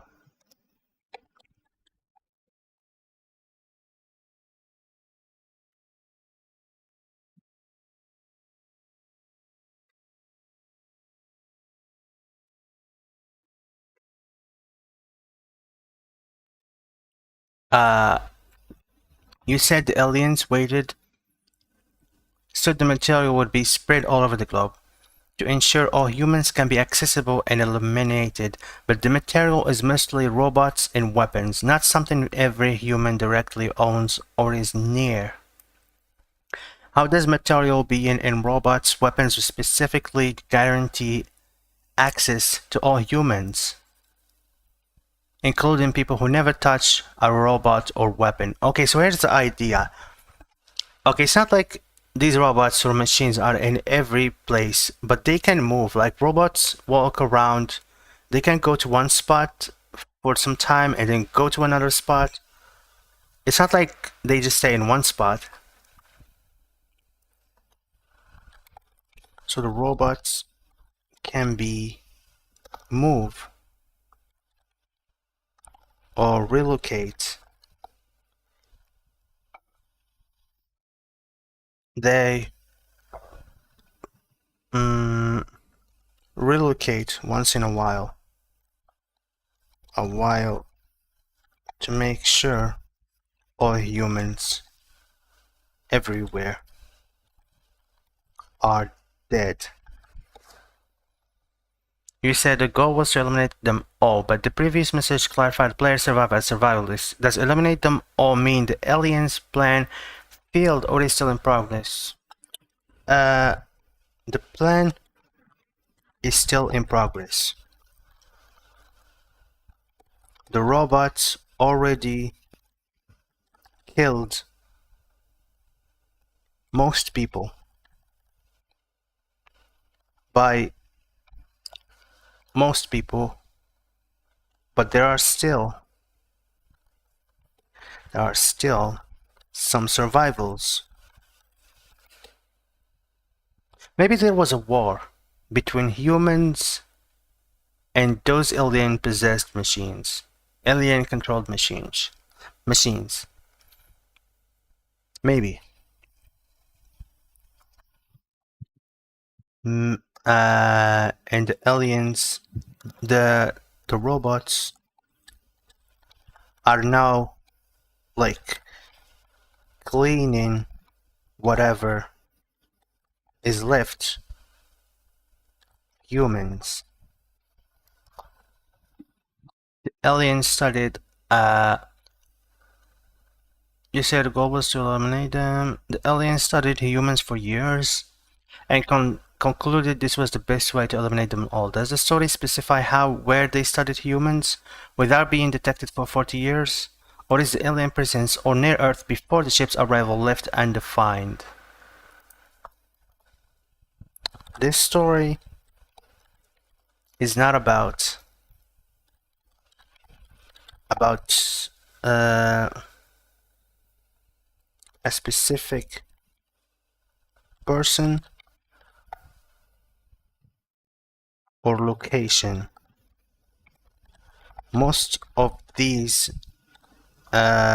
info will be learned from CDs that can be found, that can be not CDs, just I don't know. I'll see how I'm gonna make sure this will be included in the game. The story is not about a specific person or location. Most of these info will be learned from clips or news,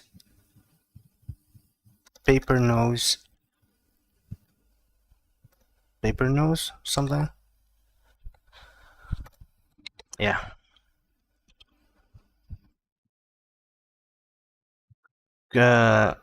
If the plan relied on humans voluntarily adopting alien material into weapons and war machines over decades, what happens if in the version of events where humanity doesn't go to war or doesn't militarize the material as heavily? Was this plan dependent on human conflict happening anyway? And does the story address that assumption? That's a good story. That's a good question, I mean.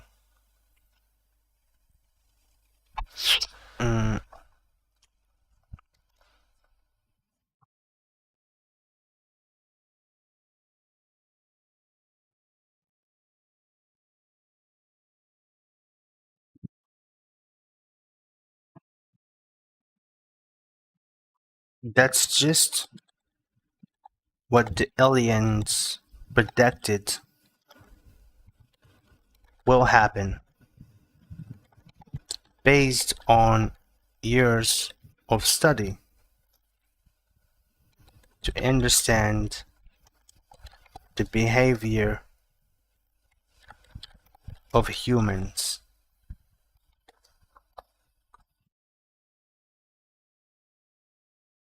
Robots relocate once in a while to make sure all humans everywhere are dead. Does this mean robot patrol spawn behavior in-game is tied to this lore? Robots actively searching, relocating to hunt remaining survivors? Yes.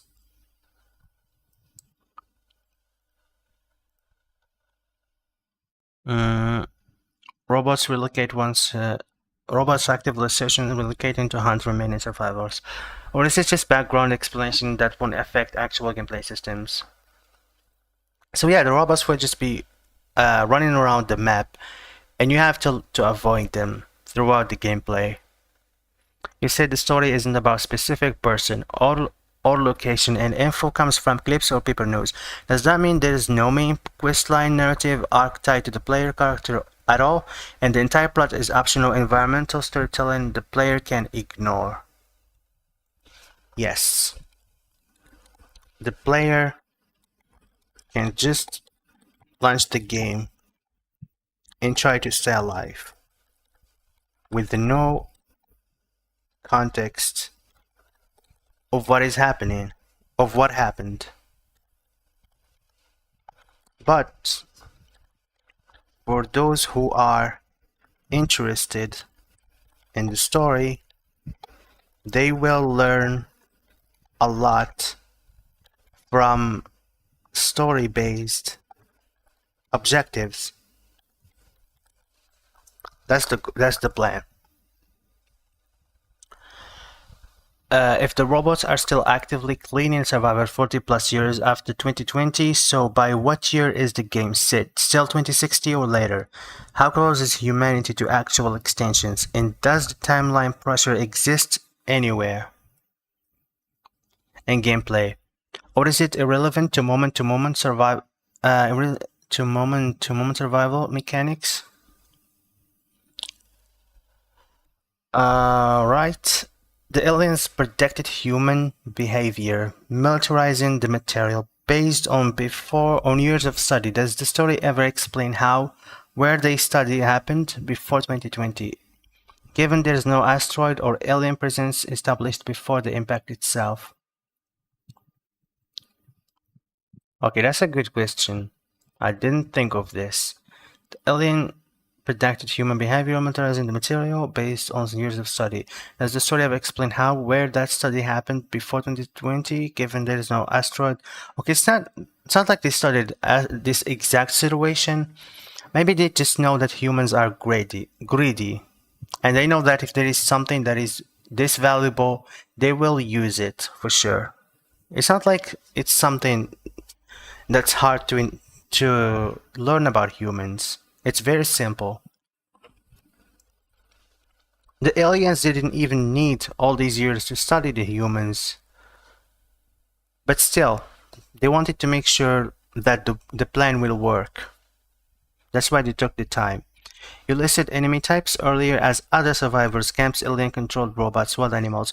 With humanity nearly wiped out and robots still hunting, does the existence of organized rival camps of survivors make sense alongside an active extermination event? Or would survivors more likely be scattered, hidden, rather than form an invisible organized group? The survivals could be humans. No, could be solos or organized hidden groups that move around constantly.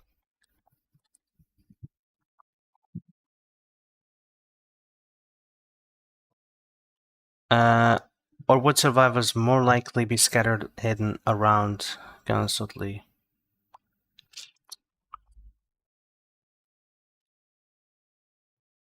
No questions needed. This is consistent with what you described. Optional lore via story-based objectives. Gameplay accessible without context. Survivors as solo or mobile. One can consistency carried over from your last two messages. Still unresolved. Question 5. The question you answered. The most part solo hidden moving constantly, but earlier you also listed camps as separate enemy type alongside other survivals. Are camps the same thing as those mobile hidden groups? Just a base you temporarily use? Yes. Just a temporary base where they can stay like for a night or two before they move to a different location. Because the robots just like keep moving around, so you can't stay in one place for like days because they will eventually find you. That's why mobile bases are a huge part of this game. You need to learn where these robots go and what places they usually go to. If you just stay in one place, they will find you and you probably won't be ready or have enough resources to defend yourself.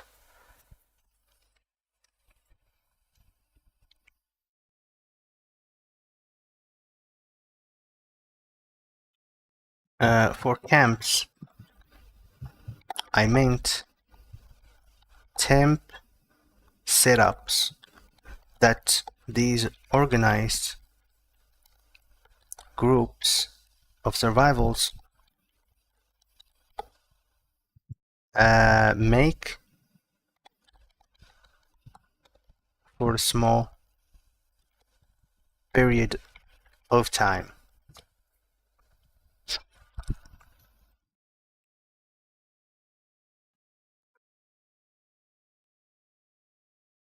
Well, that's pretty much it for the story, I think.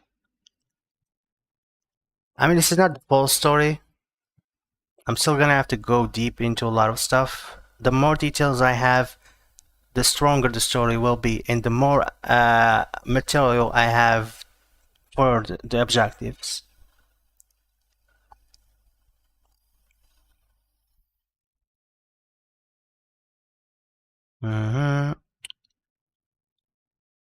Could be solo survivals. And the game players will play as one survivals. Must avoid enemies, which include other survivals, other solo survivals, organized survival groups, alien-controlled robots, wild animals. For camps, for organized, the organized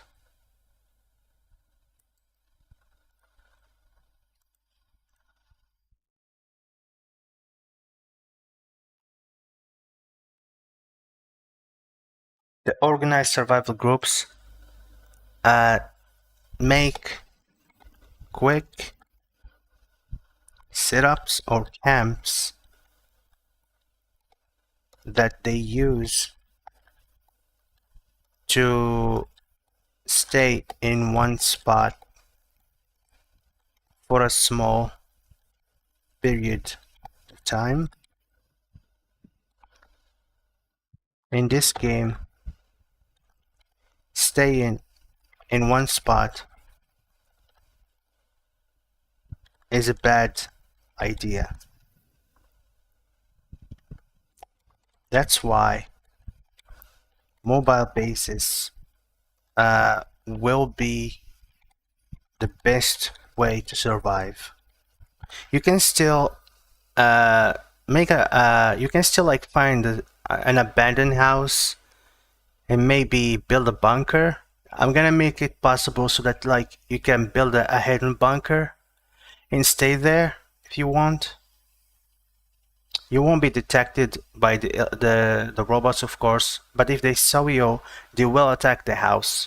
As long as you play it carefully, you can stay in one spot for as long as you want. You just have to make sure that they won't spot you. There will be drones all over the place, so you have to clear them before you go to the house. The organized survival groups make quick setups or camps that they use to stay in one spot for a small period of time. In this game, staying in one spot is a bad idea. That's why mobile bases will be the best way to survive. You can find an abandoned house or building and build a shelter. And as long as you are not spotted by the robots, you will be fine.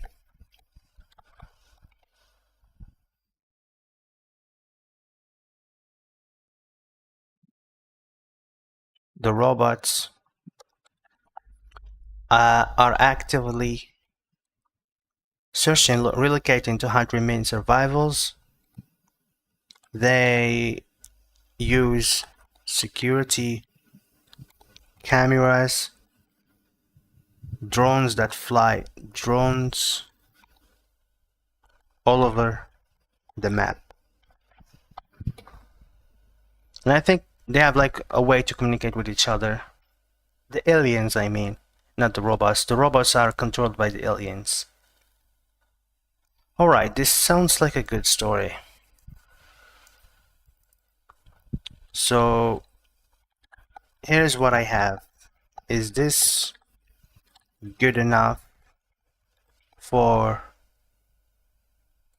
the base story? Any major black hole or something unclear?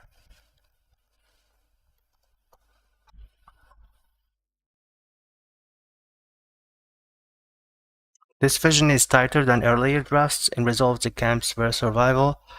You said the robots use strictly camera drones all over the map to hunt survivors, and that staying spotted means death. But earlier you said the asteroid hit in 2022 and humans willingly built robots weapons out of the material through 2060. Does that mean humans built and deployed this surveillance camera network themselves as part of rebuilding, only for it to be later be turned against them? Yes, I mean, it's not like the robots will put the drones and cameras around. The camera's already there. The aliens just use them to look for humans and then send the aliens that direction. The robots, they use the security cameras. Security. I forget how security is spelled.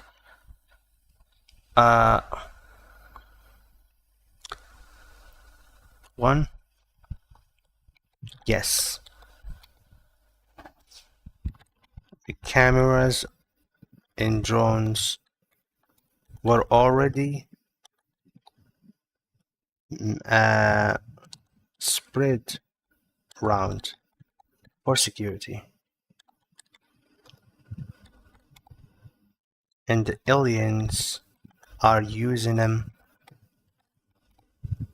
to search for humans.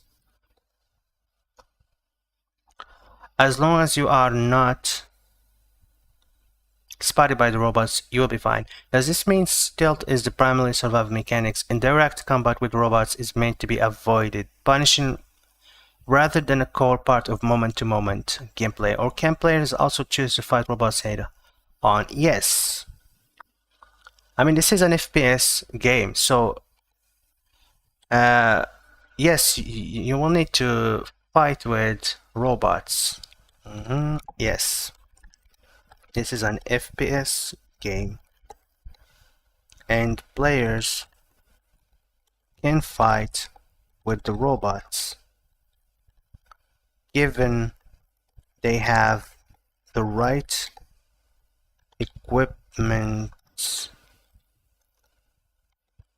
and weapons.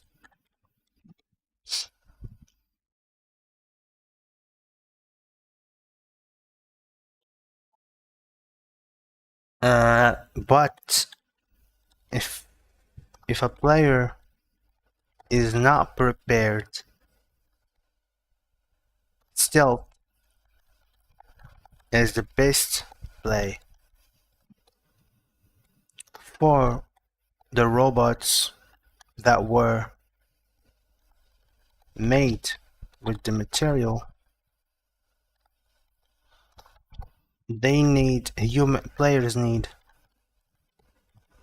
bullets that are made with the same material to do damage. Normal bullets don't damage the robots.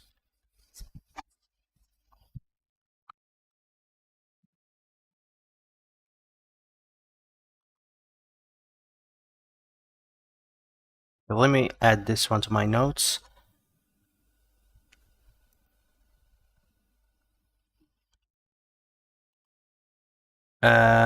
Players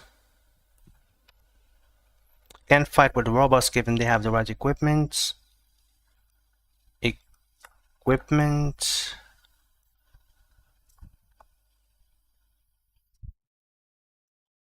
And weapons.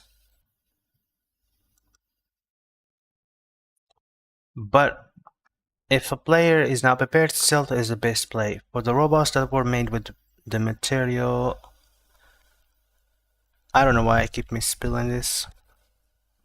Players need material. Players need bullets that are made with the same material. This is what happens when I type fast. But it's fine. With the same material to do damage. Normal bullets don't damage robots, only other survivals. The ones who don't have armor made with the same material. Yeah, the story is just getting deeper and deeper. Material. I need to learn how to spell material. M-A-T-A-R-I-E-L.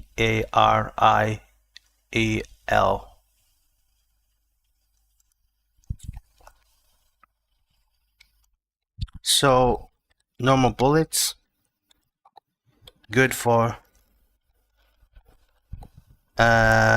unprepared survivals.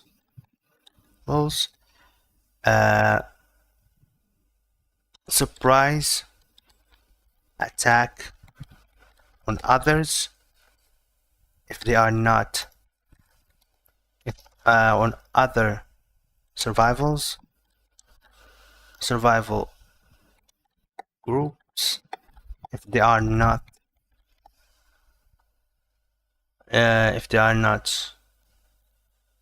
okay. Now I'm gonna have to take back the last part. Unprepared survivals or animals.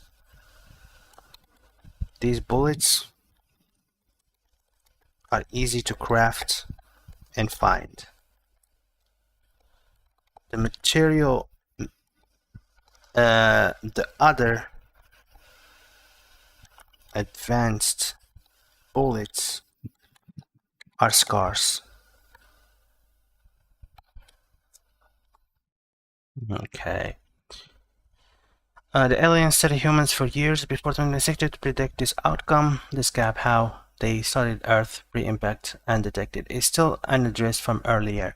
Is this intentionally left as an unanswered?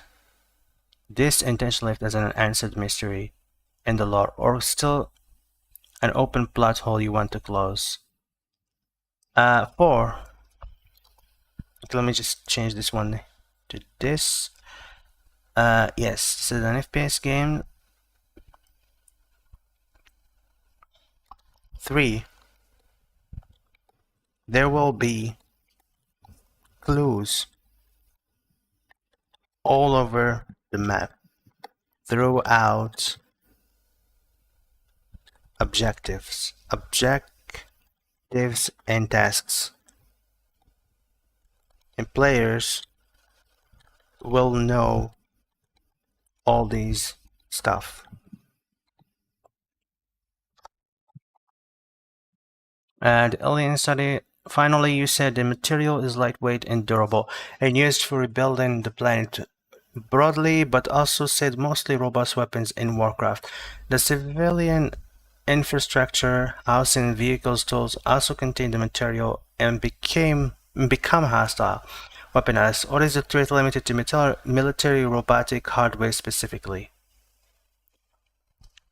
Although 5. Although the material is used in various stuff, yeah, the aliens are capable of controlling things like robots by maybe hacking the system, something like this. They can't control a house, or maybe they can control a smart car, not a normal one, even if it's made with the material. Alright, let's take this, put it here. All of the material. It said normal bullets can damage material-based robots, but do work on an armored survivals in animals. Does that mean any robot without the special material, if any exists, is also vulnerable to normal bullets, or are all robots in the game uniformly made of the alien bullets? 1. Yes, all robots are made with this material. A few of them can be found and can be found, but they are not as advanced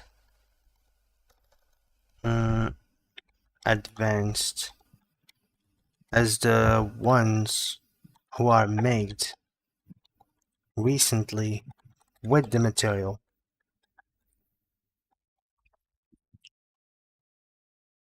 Two, it said aliens control things via hacking the system, smart cars, robots, rather than the material itself. Does that mean the material rule is really just being the manufacturing component of hackable electronics, not a mystical direct control conduit as implied earlier, device that controls the material from close distance?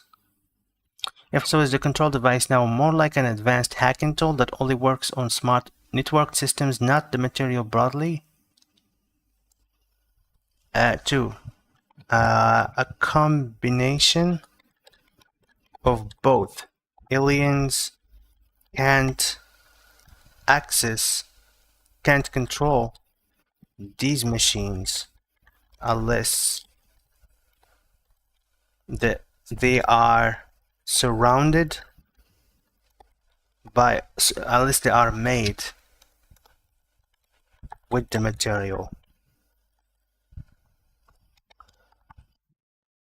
This needs to be explained more.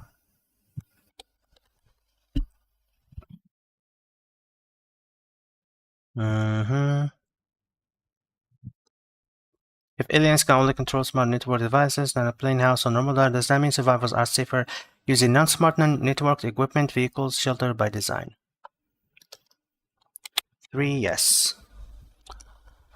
And is that an intentional gameplay signal? Dump tech, safe, smart tech, risk? Yes. 4. The advanced armor-piercing bullets are scarce. Where does the player realistically find or craft them? Given the material originally came from a single asteroid in 2020, is there an infection source of ongoing supply, salvaged, destroyed robots?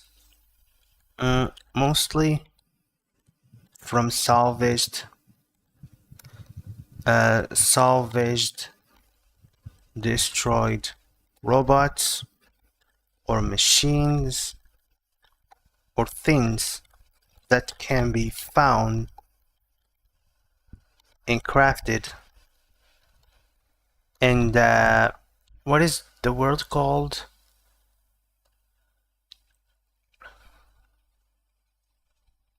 That can be found and broken down into, I don't know what the word is called, broken down into material, and then you can use it to craft armor or bullets.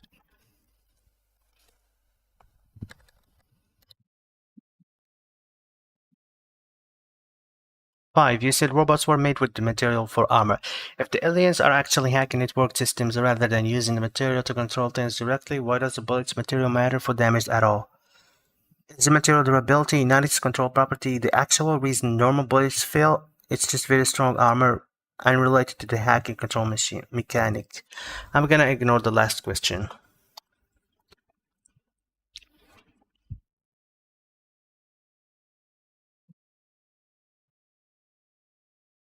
I'm getting tired, and I still haven't finished the logo. I need to wrap up this fast.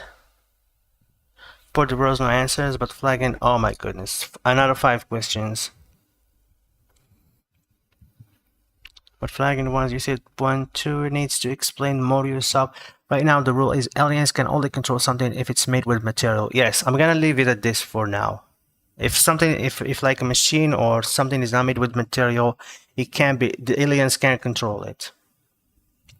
That's it for now. Right now, the rule, smart network system for your house and smart car distinctions. Does that mean the material alone isn't sufficient for control? And there is some second requirement, network connection, chip, receiver. And if so, what is that second thing? Good question, but I'm gonna have to think about this later. Right now, I just need a story from the beginning to the end, without all the details. You said a few older robots can be found that are not as advanced as newer ones. Does that mean there were 2 waves of robot manufacturing pre-2060 versus something after? Or does advanced just mean better tech, weapons, or newer chassis using the same core material? Yeah. If bullets armor came from salvaged, destroyed robots and things can be found, and the original material source was 12020 asteroid, is the total material in the world are fixed, depleting the resource, meaning late game scarcity is a design pressure, or is it effectively unlimited because robots keep getting destroyed and recycled in a loop? Yes, the aliens can reproduce the robots, and the material is in a loop, so in a recycle loop.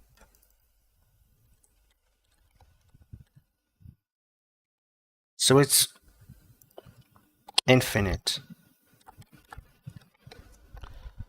You said normal with smart network material made as the 2 requirements for alien control. Does this mean a network device not made of the material is safe from hacking, or could aliens still hack ordinary network devices? 5. No, aliens can't hack anything that isn't connected to the material. The material is like a bridge that allows the aliens to access,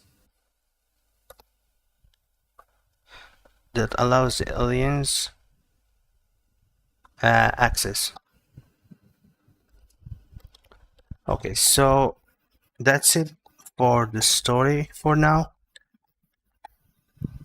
Could you polish this and give it to me in a clean format. So that's pretty much it for the story. And I think this one could work.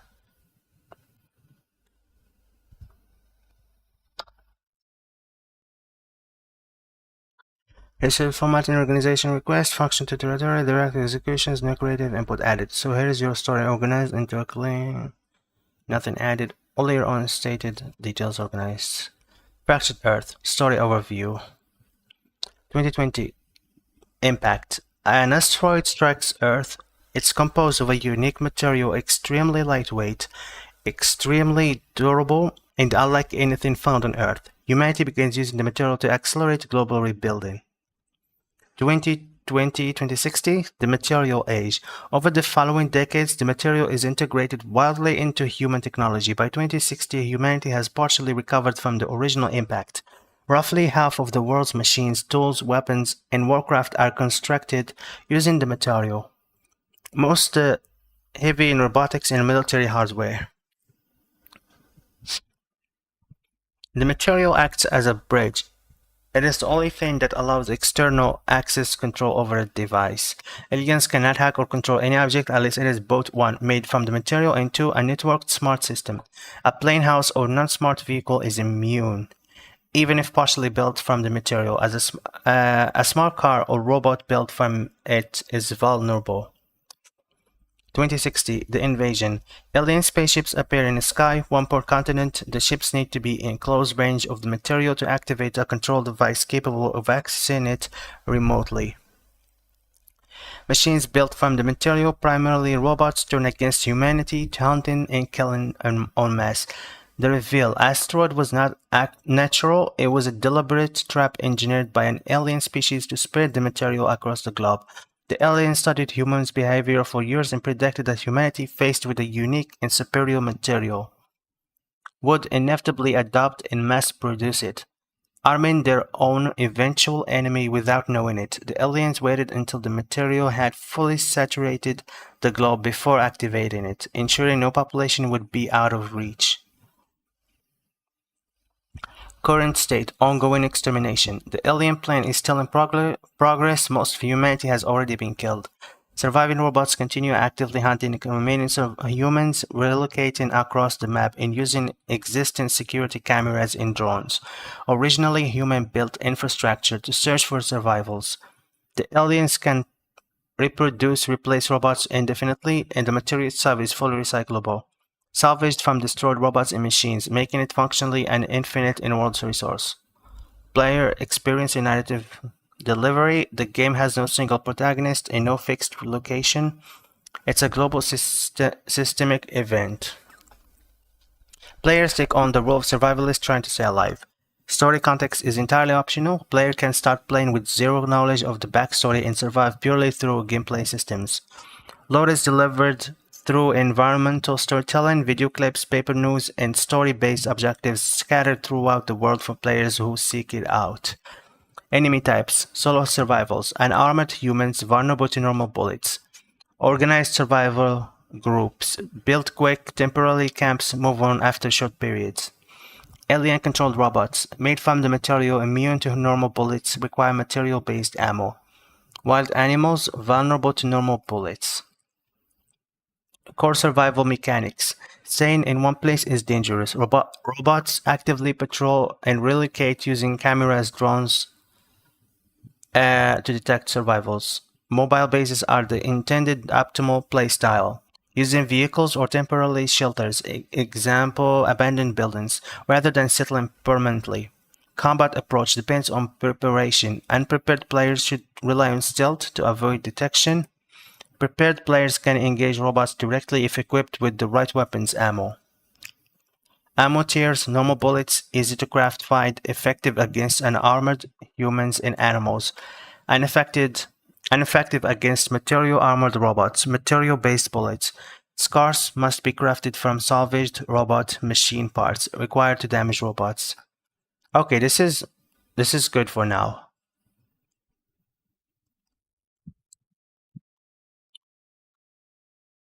This is basically the story.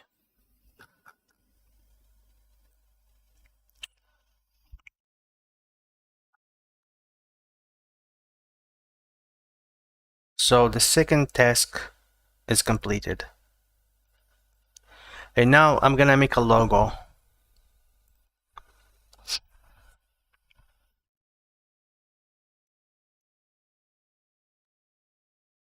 That's pretty much it for the story. For today, of course. I still need to go through all of this, figure out a few things, improve others. But for now, I think this is good. I don't think this ever been done. Let's see. Is there any game similar to this? Alien possessed robots.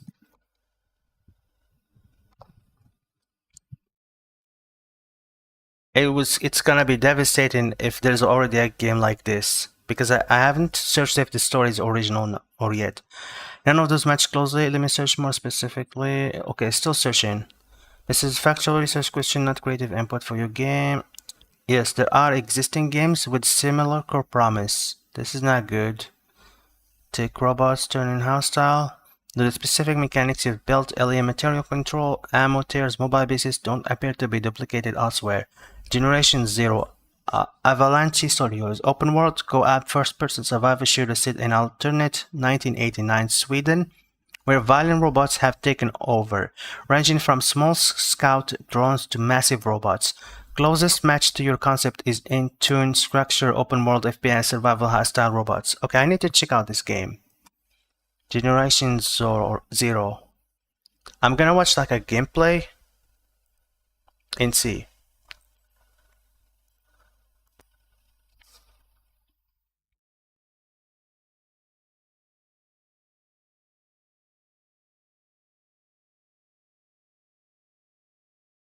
Generation 0 is just really boring. What's happening with Generation 0 in 2026? Alright, so maybe it's not looking good for this game. I don't know why. Gameplay. Let's watch a gameplay quickly. I just want to see the style the game this game has.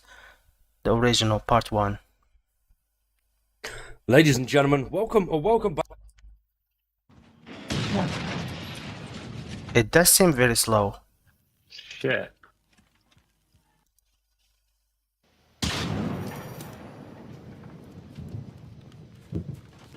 Or maybe it was just crouching.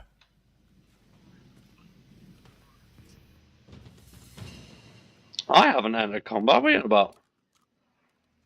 I'm stealth, motherfucker. I don't even know where I am.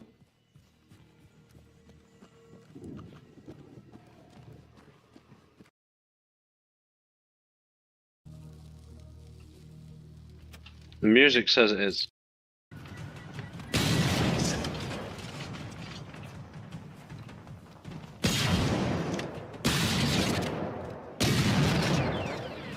These ones take a bit more of a beating. And they're camoed.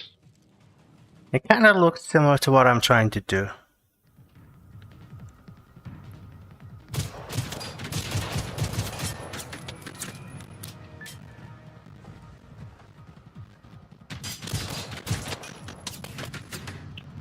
Oh. Yeah, but still, the story is not the same. The cause is different. No alien asteroid angle is not F2P or a live service game. Zera Survival, free-to-play open-world multiplayer survival game where a self-aware combat robot escapes containment and replicates industrially, triggering global conflict with base building and crafting. Closer to your F2P model, but why rogue AI, not alien-controlled rap, is different. Yeah, I'm gonna be focusing mostly on the alien-controlled robots aspect for this game. Of course, there's gonna be this big shape on the sky. You will always be able to see it, the alien spaceship. Just so you can always be reminded that you're not fighting against robots. You're fighting against the aliens that control the robots. And this is like an alien invasion game, but instead of like aliens with their weapons, they're just doing it from distance.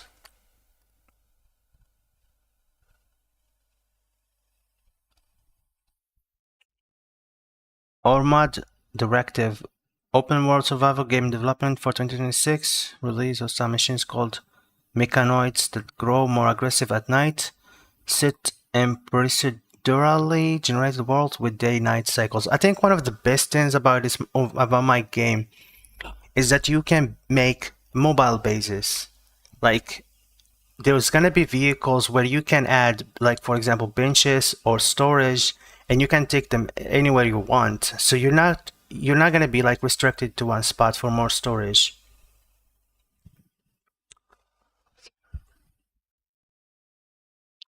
What sets your concept apart from all of these, based on what you've built so far? None of them use the alien engineered Trojan material that humans willingly manufacture into their own weapons. Angle, or the material tiered combat system normal versus material based ammo tied to a smart device hacking mechanic. Want me to search specifically for the humans? No, I think the story is finished for now. It's a solid story, so that should be good. Let's move on now to the last task, make a logo. I could probably do it in Photopea, but I think I work comfortably in Blender. So I'm gonna try and make, let's do a text.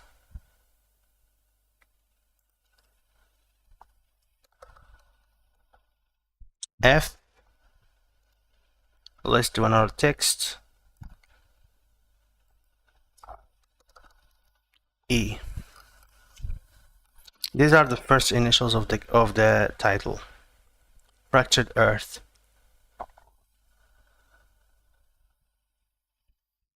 So I was thinking maybe something like this to start with. Like I said, just a simple logo. It doesn't have to be even original for now. Maybe this could work. Convert to mesh and join.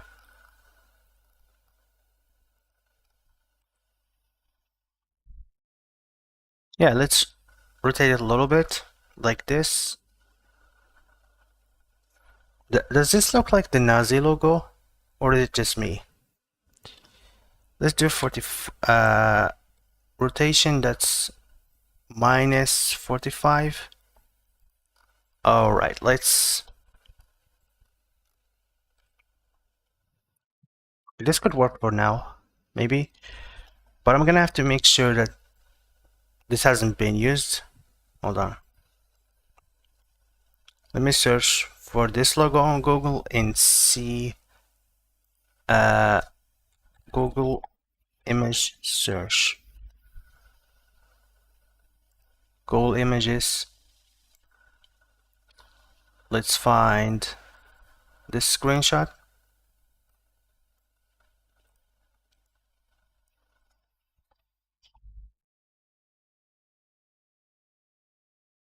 Okay, so there is nothing like this so far.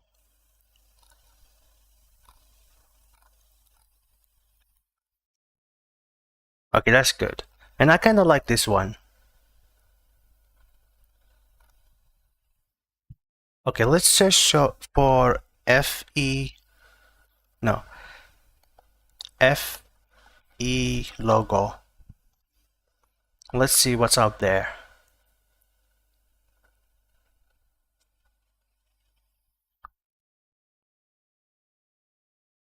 So I don't think there's anything like mine. All right, let me ask AI and see. Is there a logo similar to this one?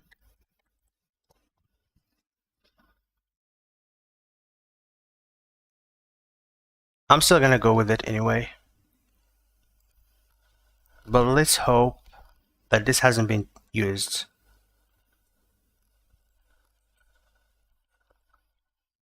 I'm gonna remove all of these extra edges here. just so that I can like add. No. Okay, that's too much.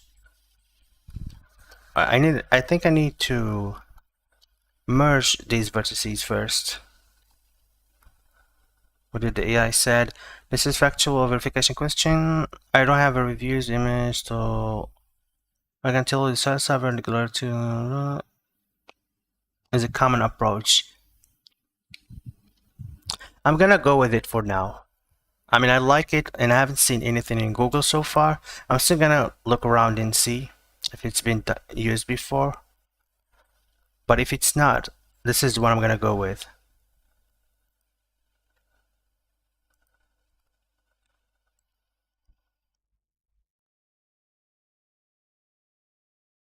There's probably a better and faster way to do this logo, but this is how I know how to make it.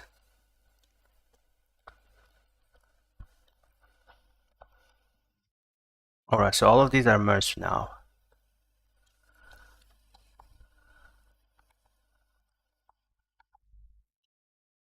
For some reason I can't delete this one. But can I? Maybe I can do dissolve faces? Yes. And then dissolve faces. Maybe I can merge these two? No, I can't.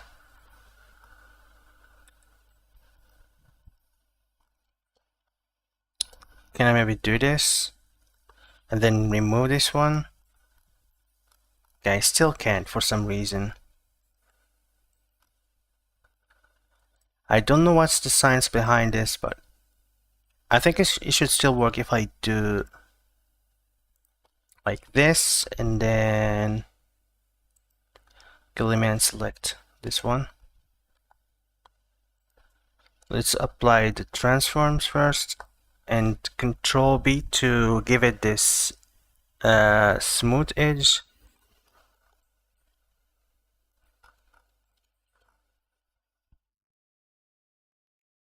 Yeah, it's looking good for now.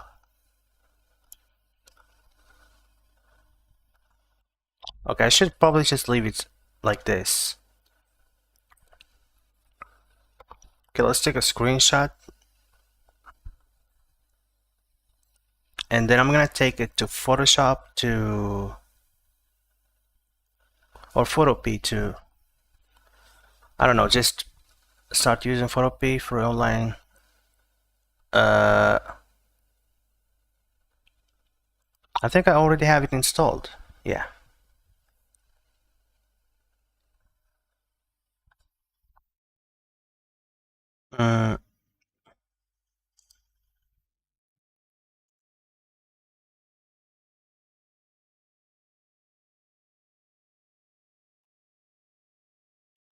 I don't even think I need to change the background. I'm just gonna work with this one for now. Logo.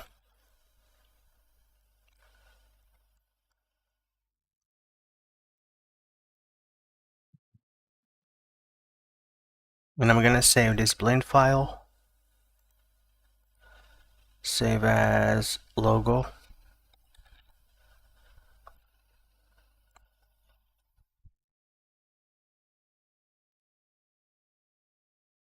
That's pretty much it.